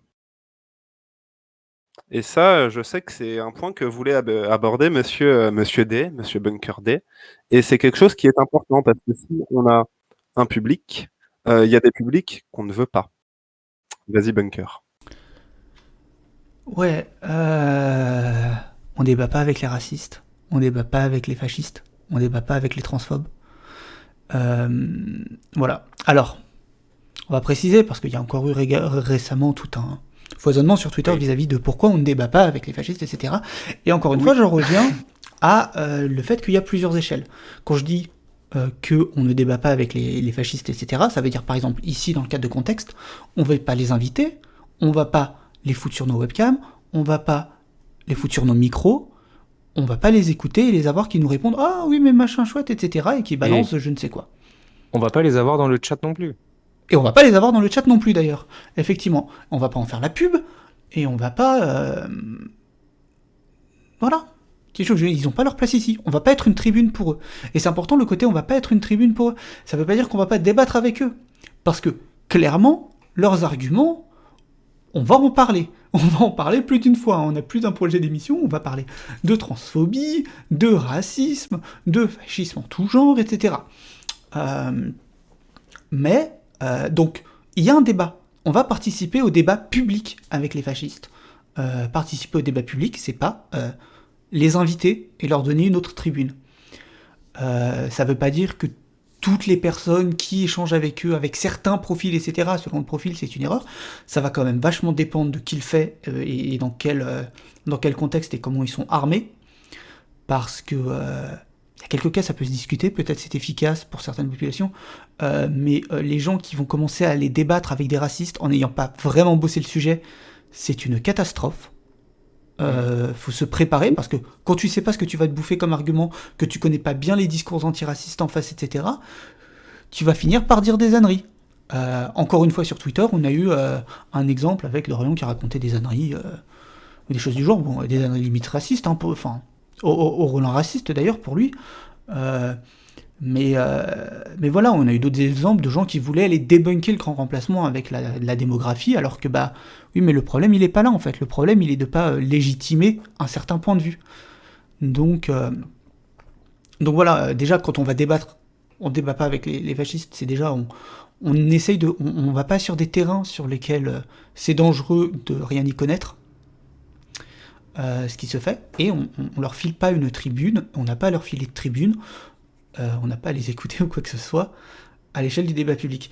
Et vous savez quoi, au pire, il y a des gens, au pire, on les identifiera mal, parce que ça arrive, et ça se trouve, d'une part, c'est pas des gros racistes de merde, et d'autre part, ils vont dire des choses intéressantes, et ils vont pas avoir tort, et des fois, on va se tromper dans notre jugement. Si ça se trouve, ça peut arriver, parce qu'on n'est pas parfait. Si ça se trouve, on se plante. Eh ben c'est pas grave, parce que on sera pas parfait, il y a quand même l'échelle du débat public, et à reconnaître ça aussi, c'est dire, on va faire autant qu'on peut pour qu'au final ce soit le mieux.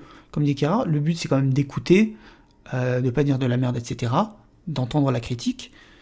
On sera pas toujours parfait, notamment parce qu'il y a des gens avec qui on ne débat pas. Mais voilà.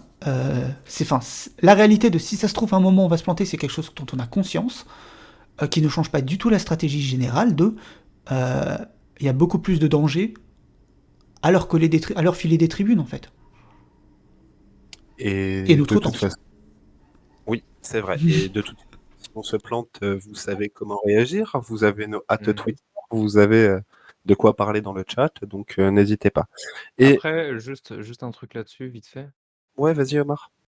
Juste un truc, c'est que là, effectivement, cette question, elle anime tout le Twitter, notamment le Twitter de gauche, depuis pas mal de jours.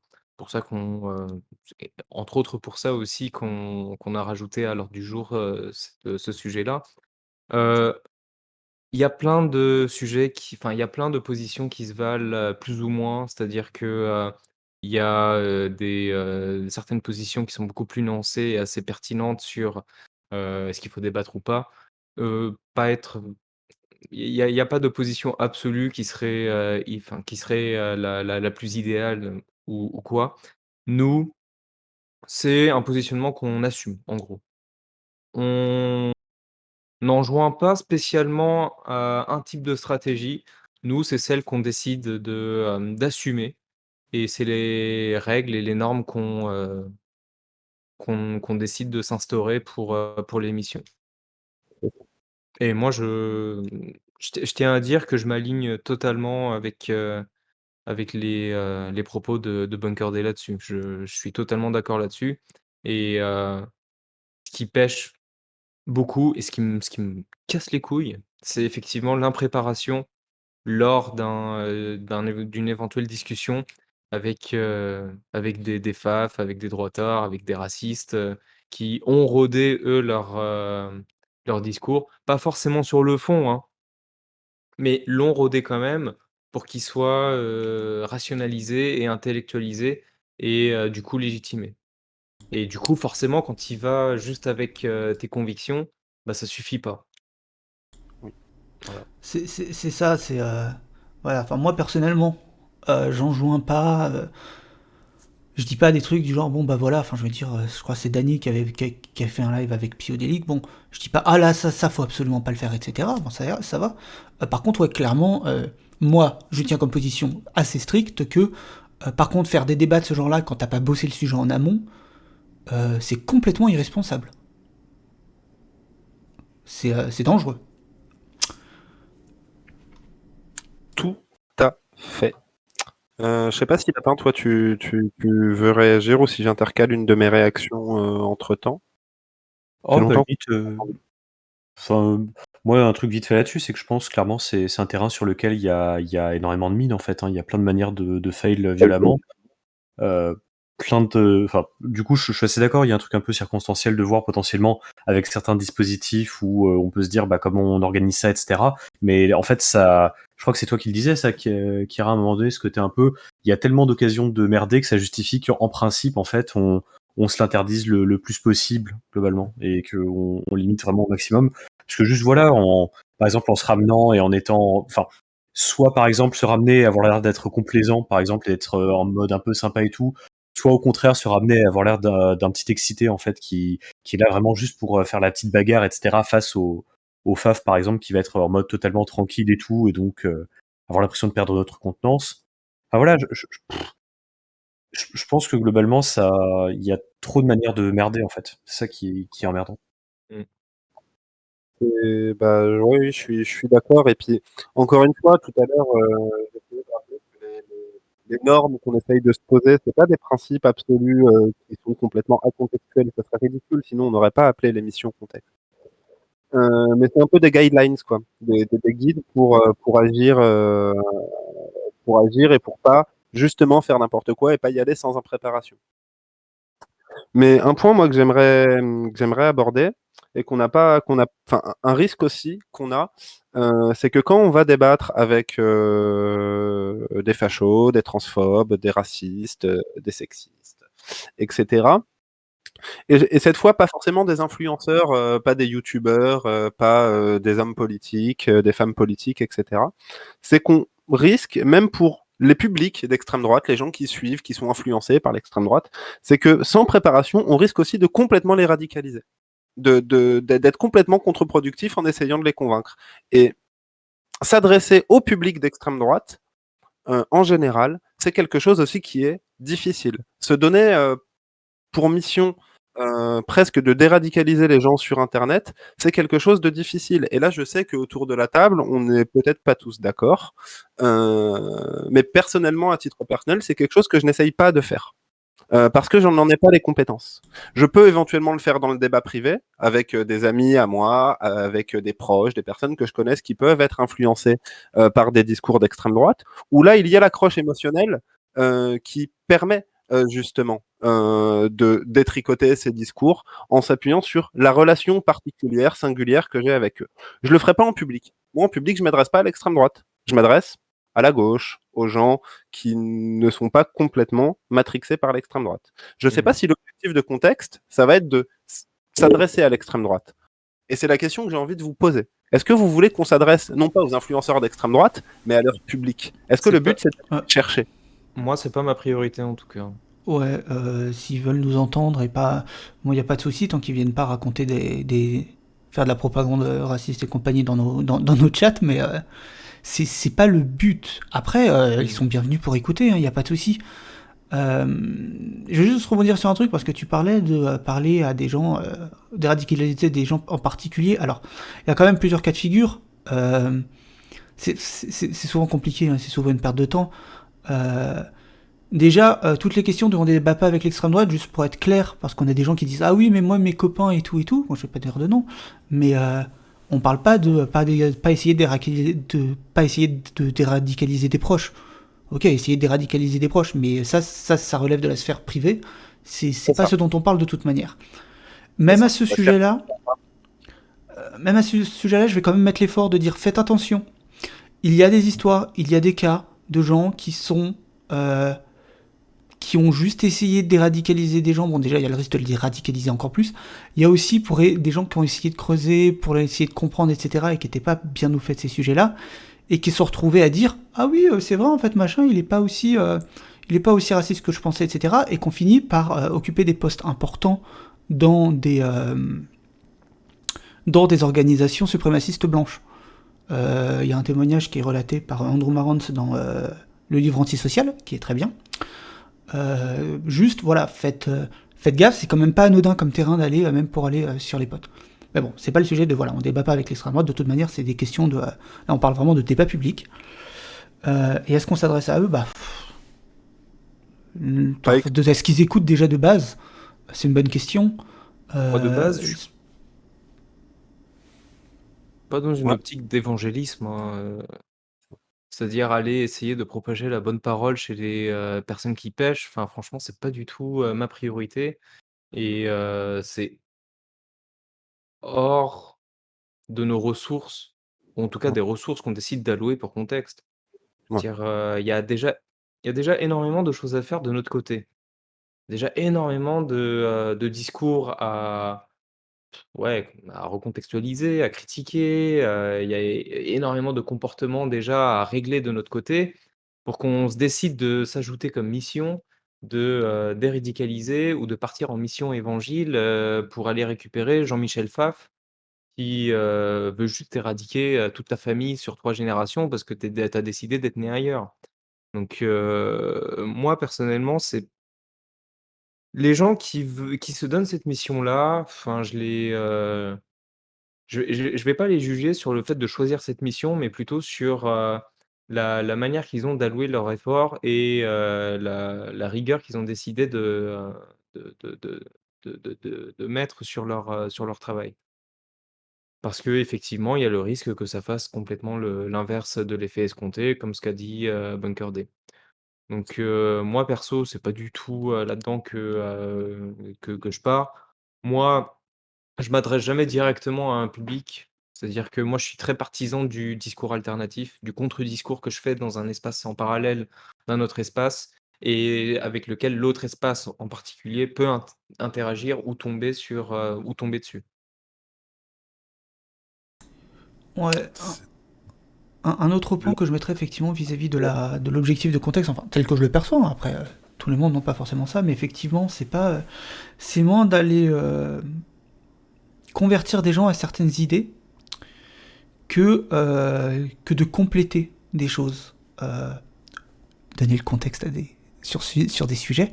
Et donc Donc effectivement, c'est un objet qui va, c'est un sujet qui va effectivement probablement faire changer d'avis si on touche un certain public, etc. Je veux dire, c'est en apprenant comprenant le contexte de pas mal de choses, d'inégalités, de trucs, que j'ai arrêté d'être un centriste apolitique complètement de droite, mais qui assumait pas.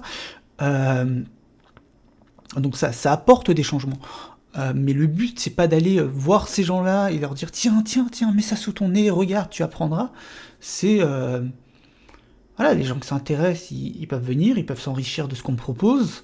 Et puis ensuite, si ça leur fait changer d'avis par rapport à des idées qui étaient effectivement un peu daubées, tant mieux. C'est pas un objectif qu'on a, l'idée, c'est plutôt d'aller voilà, compléter, apporter des informations qui viennent compléter des choses, ou des idées, ou des raisonnements, ou juste. Ou pour certains, être un bruit de fond quand ils essayent de s'endormir, moi j'en sais rien, hein, vous faites ce que vous voulez après avec nos streams. Mais ouais, c'est pas aller chercher des gens pour les convertir.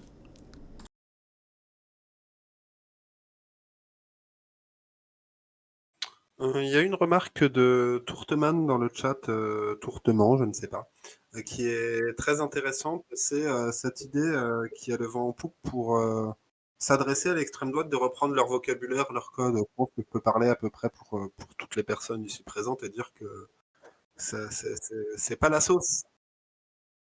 C'est pas la sauce contexte. Voilà quelque chose aussi qu'on ne vous doit pas. J'aime bien, mais j'aime bien Risita, Ah, voilà, non mais après, ça va dépendre de ce que tu recycles, c'est-à-dire que si tu reprends une certaine dynamique dans le vocabulaire de l'émission, bon, déjà, en termes de Twitch, on va pas commencer à faire exploser des mèmes de partout. Peut-être si Omar fait des montages des best-of, j'en sais rien. Monsieur D. Mais par contre, un des gros problèmes de reprendre le vocabulaire, c'est que c'est souvent pas seulement genre juste des questions de rythme et de dynamique, etc. Mais ça va être des choses qui vont... Souvent, tu te retrouves vite à avoir des vocabulaires qui ont un présupposé masculiniste, en fait. Donc, c'est pas... Déjà, ça c'est pas chez nous. Je pense que, on est des fervents... je pense qu'on est ici pas mal à être quand même assez convaincus, parce qu'il y a aussi des études là-dessus, que ce genre de conneries-là continue de normaliser certaines idéologies, etc. Donc, c'est pas la vibe. Je me demande s'il n'y aurait pas des manières dans ce genre de cas, éventuellement en termes de pistes, d'essayer de les désamorcer en quelque sorte, genre avec des trucs un peu à base de retournement du stigmate justement, et vu dans un sens très très large. Quand il s'agit justement, par exemple, il y a eu beaucoup il était question de corps de lâche il y a pas si longtemps dans le Twitter Discourse. Pas mal de personnes ont dit ouais, en fait j'ai un corps de lâche et qu'est-ce qui se passe, salut les corps de lâche, etc. Et en fait c'était pas tant pour en faire du coup une accusation et un truc justement qui était balancé à la gueule des gens pour se taper, mais justement c'était un truc où on allait chercher ce qui était utilisé pour rabaisser, et justement on se le réapproprie pour en faire un truc qui fait notre force finalement, et qui permet justement d'essayer de développer une esthétique qui est opposée, je veux dire, de manière orthogonale en fait à ce que font les faves, quoi. Je pense que c'est un truc que la gauche a fait depuis un certain temps, et ça offre pas mal de pistes justement assez intéressantes comme ça. Ouais, mais tu vois, je suis pas convaincu que ça apporte grand chose à part prêcher aux convaincus. Alors, il y a des choses où on est sur vraiment de la réappropriation du stigmate. Je vais dire, quand t'as des personnes LGBT qui reprennent des termes à la base homophobes, et qui existent toujours comme homophobes, ou pareil avec les populations racisées qui reprennent des termes racistes.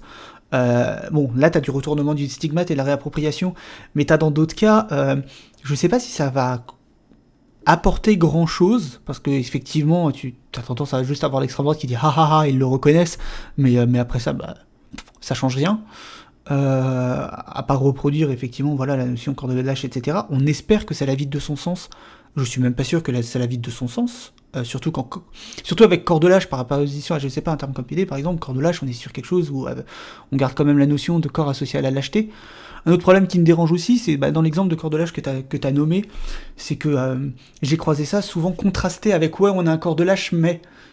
Et le mais, ça va être un autre concours de beats en mode mais nous, ah là là, pas le corps mais le cerveau, machin chouette, etc. Où on part sur des trucs qui sont vraiment pas ouf non plus en remplacement. Donc je sais pas. Perso, je suis pas 100% convaincu. Moi, si je peux juste revenir un peu sur... Je vois que la question du retournement de stigmate fait débat et qu'il y a Valk, par exemple, qui est pas d'accord. Moi, j'avoue que et la remarque de Gaël aussi, qui est très juste, c'est que très rapidement, le problème de retourner les stigmates d'extrême droite, c'est que ça peut vite devenir une étiquette très confortable aussi pour créer des catégories et des communautés, pour des gens de se placer dans des catégories ou des communautés plus pour l'esthétique du truc que par par réel concernement un peu sensible, un peu vécu. Et ça permet de jouer les poseurs, en fait, hein, si je veux donner le fond de mon avis. Et donc, moi, je suis très sensible, en fait, c'est du vocabulaire d'extrême droite. Ce qu'on en a besoin ou pas, je pense pas, en fait. Que, par exemple, sous la colère ou sous la réaction, on reprenne ça, ouais, par exemple, sur l'exemple, moi j'ai encore de lâche, ouais, et alors, bah ouais, je suis une personne handi, etc., etc. C'est tout à fait légitime. Mais est-ce que ça doit être un objectif politique à long terme de retourner tous les stigmates? Là-dessus, encore une fois, c'est la question de l'intention, enfin, c'est la question de l'objectif qui compte. Et c'est un peu sur ça que j'aurais tendance à être d'accord pour le coup avec Gaël dans le chat. Ouais, et puis il y a aussi, enfin, je veux dire, le pouvoir qu'on leur donne dont ils jouissent, hein. Enfin, je veux dire, ils s'applaudissent aussi les uns les autres comme ça, quand on leur donne l'impression, à tort ou à raison, que... enfin, quand on leur donne à l'extrême droite l'impression qu'ils contrôlent le débat, quoi. Quand on se réapproprie leurs termes, ils sont tout contents. Parce que Non, c'est mais eux qui ont fixé les règles, c'est eux qui ont fixé les mots, etc. Et même si on essaie de les transformer, je sais pas à quel point on les galvanise pas plus qu'autre chose. Ouais. Ah, je sais pas, parce que typiquement, justement, bah, je suis d'accord hein, pour le point bah, de pas non plus le vider de sa substance et que ça continue de faire écho en fait à des vécus. Mais bah, c'est toute l'histoire, par exemple, du terme queer, en fait. Et avec les problématiques qui vont avec, justement, parce que le terme queer, maintenant, il est utilisé pour dire globalement personne cis-het qui épice un peu sa vie sexuelle ou qui est un peu bizarre, tout ça. Il y a des réutilisations comme ça, et c'est très esthétique. Et c'est pour ça que, bon, je pense qu'il y a une espèce de prudence à avoir autour. Mais je pense d'un autre côté, justement pour des personnes qui seraient concernées, pour essayer de retrouver il y a une manière de retrouver une forme de fierté, ça par contre c'est je pense qu'il y a un vrai Ouais. truc là-dessus. Ça veut pas dire qu'il faut pas mettre des comment dire? Une forme de prudence autour et je pense que je mettrais pas de parallèle direct entre ce qu'on a pu voir justement avec, bah, justement encore de lâche, tel que c'était utilisé pour insulter, pour rabaisser et pour dire: «Ouais, vous les corps de lâche» et cetera et des personnes qui justement vont dire: «Bah, en fait, ouais, bon, corps de lâche et on est ensemble, on s'en fout et globalement, personnellement, je vois plus des usages comme ça et c'est la même chose que queer. Queer, globalement, c'est personnes bizarres, difformes, étranges, tout ça, il y a un truc extrêmement négatif. Et il s'agit de dire, bah, nous les tordus, nous les bizarres. Alors évidemment, quand c'est des personnes qui sont pas concernées par ça, qui se ramènent et qui se la jouent, ah, c'est tout de suite plus problématique. Et quand c'est vendu comme une esthétique pour vendre des savons, bah, même chose, ça pose question. Après, quand c'est fait dans des dynamiques collectives avec des gens, je pense qu'il y a une vraie discussion à avoir. Moi, c'est vraiment comme ça que je le porte et je pense que quand on peut trouver ça, c'est. Il y a Glitch qui demande, il y a des 6-7 qui récupèrent queer. Ouais, ouais, non, bien sûr. Ah Oui, bah, tout à fait. Et bah, ça, c'est un des risques. Et moi, un point sur lequel je voudrais revenir pour peut-être essayer de recentrer ça un petit peu sur la question du débat public, c'est, moi, je vois un intérêt à un petit peu prendre au sérieux leurs stigmates, enfin les stigmates qui peuvent être virilistes, qui peuvent être sexistes, racistes, etc. C'est parfois, contextuellement, il y a des intérêts, notamment dans l'exemple du cas du corps de lâche, mais dans d'autres cas aussi, le cas de queer est très bien aussi, à montrer que, bah, qu'en fait, derrière les corps de lâche, il y a toute une diversité de situations matérielles d'existence qui font qu'on peut se retrouver à avoir un corps assigné à la lâcheté. Et là, ça permet de passer à un stade explicatif, et je pense à rebondir un petit peu sur le point d'Omar tout à l'heure, de reciter l'adresse un peu, enfin, d'être dans la création d'espaces alternatifs pour proposer ces discours. Et donc, là, il y a une vocation, peut-être, qui peut être intéressante, de Ah, ne attention, attention, pas les prendre au sérieux, mais de s'en servir comme prétexte pour expliquer. Mais sans en faire, indépendamment de la question de la fierté, en fait. Qui est, je pense, beaucoup plus compliqué, beaucoup plus intime, ne serait-ce qu'en termes de l'échelle, quoi. Je sais pas, j'ai pas été très clair, je crois. Je sais pas si quelqu'un veut rebondir.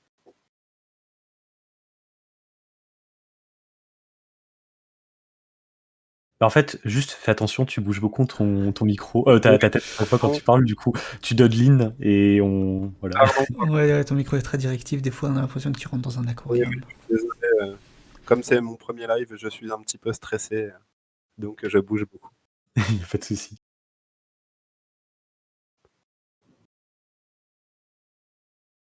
Ouais. Moi, personnellement, je vois juste pas l'intérêt de ça. Enfin, moi, à titre personnel dans ma pratique. Mmh, mmh mh. C'est-à-dire que, typiquement, tu vois, genre, après c'est peut-être moi qui suis pas assez, documenté là-dessus. Moi, personnellement, je suis assez, partisan du, bah, montrez-moi les données qui montrent que se réapproprier, cette sémantique-là va avoir l'effet escompté, alors qu'il y a énormément d'autres, il y a énormément d'autres données qui montrent justement le contraire. C'est que ça donne du grain à moudre justement aux personnes qu'on prétend combattre. Donc personnellement, moi, je suis Mhm.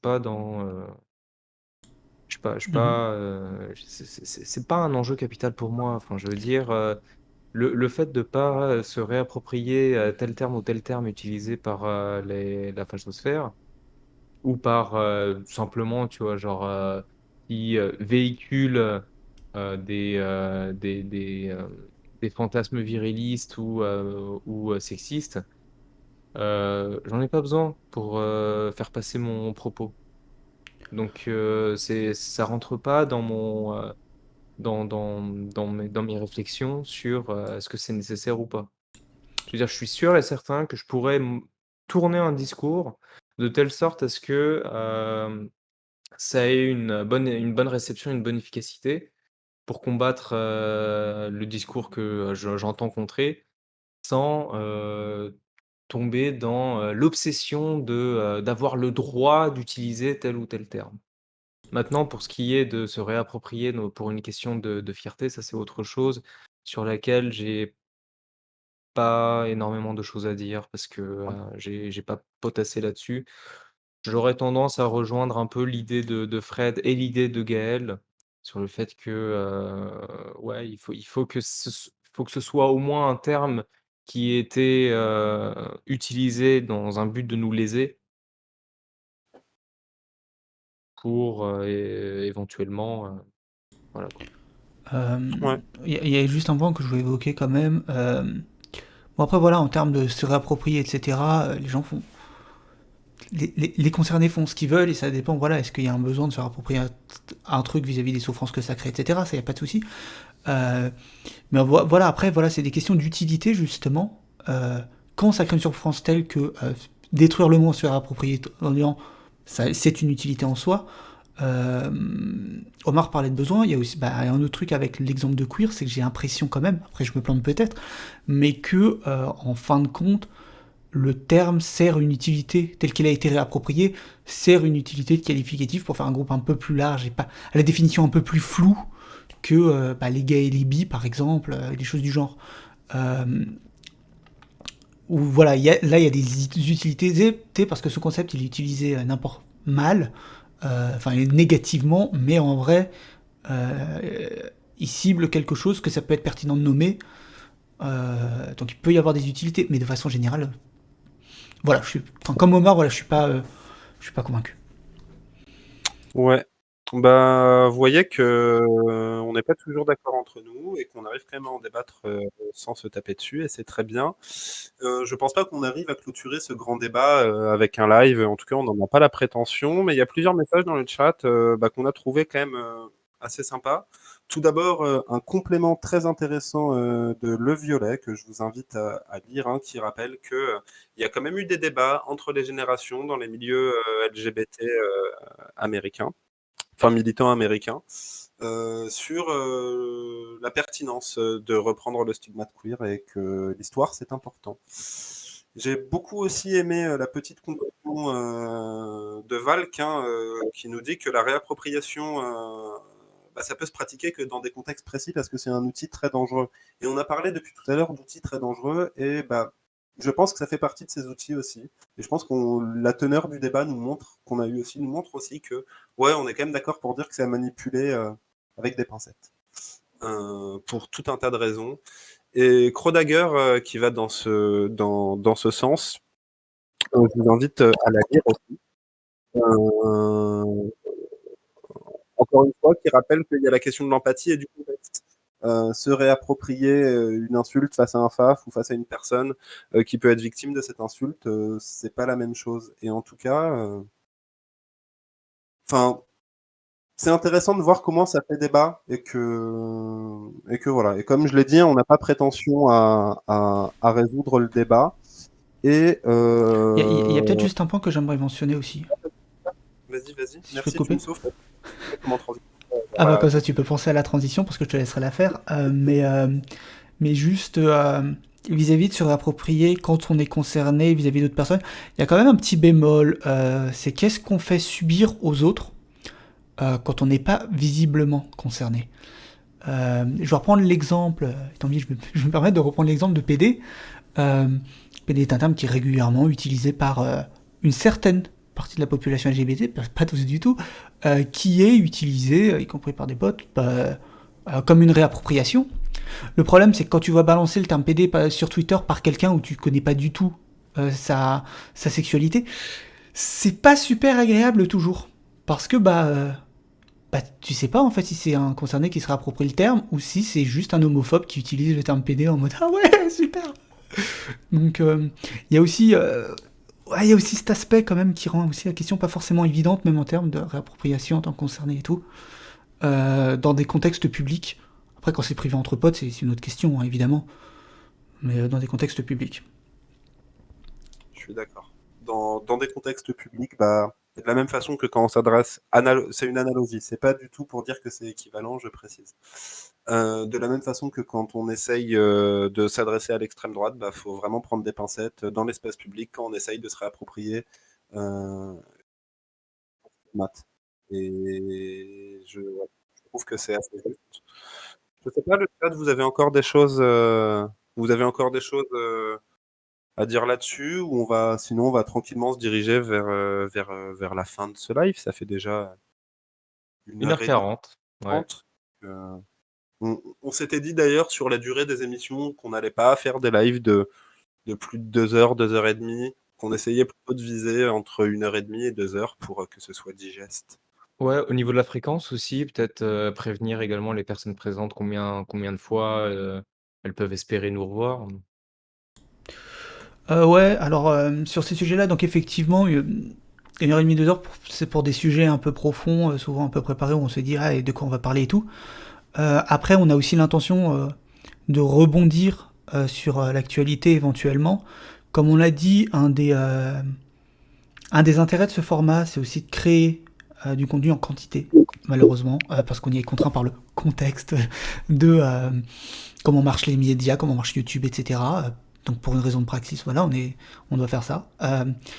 Et on espère ne pas hésiter à rebondir un peu sur l'actualité, faire des discussions. Donc ce sera parfois, dans certains cas, des émissions plus courtes de peut-être 30 minutes. Hein, ça sert à rien qu'on reste là 2 heures si on n'a que 30 minutes à parler. Et en termes de fréquence, on vise un minimum d'un épisode toutes les 2 semaines. Donc avec par exemple des épisodes préparés ou en tout cas des trucs sur des sujets qui nous tiennent à cœur, décorrélés de la réalité. Voilà, si on a été silencieux pendant un certain temps, on vous sortira un truc comme ça. Donc on est un peu sur cette base et plus comment on va rebondir sur l'actualité s'il y a des choses où on se dit soit des shitstorms sur Twitter ou alors juste des choses qu'on a croisées où on se dit tiens j'ai envie d'en parler, viens, c'est l'actualité, on allume les webcams et tout, donc on verra, mais il y aura aussi des trucs un peu plus réguliers, donc n'hésitez pas à nous suivre sur Twitter et à vous abonner. Oui. Est-ce que ça vous tente un petit teasing de la prochaine émission? Enfin, de la prochaine, si on met rien entre-temps, si on n'a pas de réac entre-temps, ouais. Un petit. Eh bien, on aura des invités. Voilà ce qu'on a à dire. Merci. Oh, t'es vache. On aura des idées et Oh, tu peux au moins annoncer quelques sujets. Je pense qu'on peut annoncer quelques sujets quand même. On en a dans le stock. on aura des invités, on aura un livre à commenter pour la prochaine, donc un livre pour vous parler. Et il y a plusieurs sujets, je sais pas, un chacun, ça vous va? Un petit teasing d'un chacun sans tout donner, comme ça on voit les différentes façons de teaser pour finir sur une note sévère après ce débat. Alors moi, Ouais. moi ça va attendre que, comme je disais, faut que je finisse de mettre à jour mon blog. Et ces derniers temps, j'étais en train de préparer notre interface, donc je ne bossais pas sur mon blog. Mais une fois que ce sera fait, que j'aurai publié mon article, je pense qu'on va parler de pseudo-scepticisme et de transphobie, assez probablement. C'est un sujet qu'on pourra aborder. Oui, parce que le vrai scepticisme, c'est celui qui nous est transmis par l'esprit de Piron. Effectivement. C'est- Oh, tu saoules, mon ref. on, a fait... on a fait les 2 heures sans Scott, t'es pas obligé d'en mettre le maintenant. Oh là là. Avant de déraper, Omar. Ouais, Envie- bah, parmi les autres sujets qu'on va certainement aborder, il va y avoir bah, effectivement genre les offensives réactionnaires là en ce moment. Pensez à l'offensive transphobe et plus généralement au retour du biologisme, donc au déterminisme biologique dans le débat public. Ouais. Parce que vous le savez, la répartition des genres est totalement biologique. Ça, c'est un des exemples justement de l'utilisation de ce registre déterministe. Donc voilà, ça fait partie également des sujets qu'on compte aborder prochainement. Je précise juste que c'était du discours en direct libre et que je pense que personne dans l'équipe ne pense que les genres sont complètement biologiques. Oui, c'est tu bien fait de Oui. Ne faites pas un clip pour voilà. c'est le cancel, ça y est!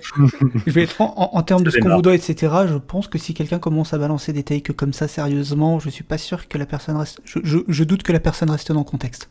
Ça ne restera absolument pas. Je rappelle également que, on va aborder ces sujets-là, pas forcément nous, hein, pas forcément les personnes qui sont présentes dans ce live-là. Il y a d'autres personnes qui sont, beaucoup plus, désignées pour, participer et qui font également partie, du roster et vous les découvrirez à ce moment-là. C'est ça. Ed, est-ce que tu as envie de nous teaser quelque chose? Un truc qui portera sur la santé. Voilà. Yes. Yes, yes, yes. Et allez, à moi. Moi, je vais teaser un truc qui parle d'insertion professionnelle.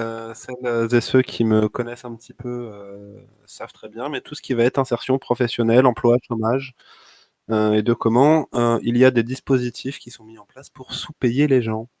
Voilà, voilà. Tout simplement.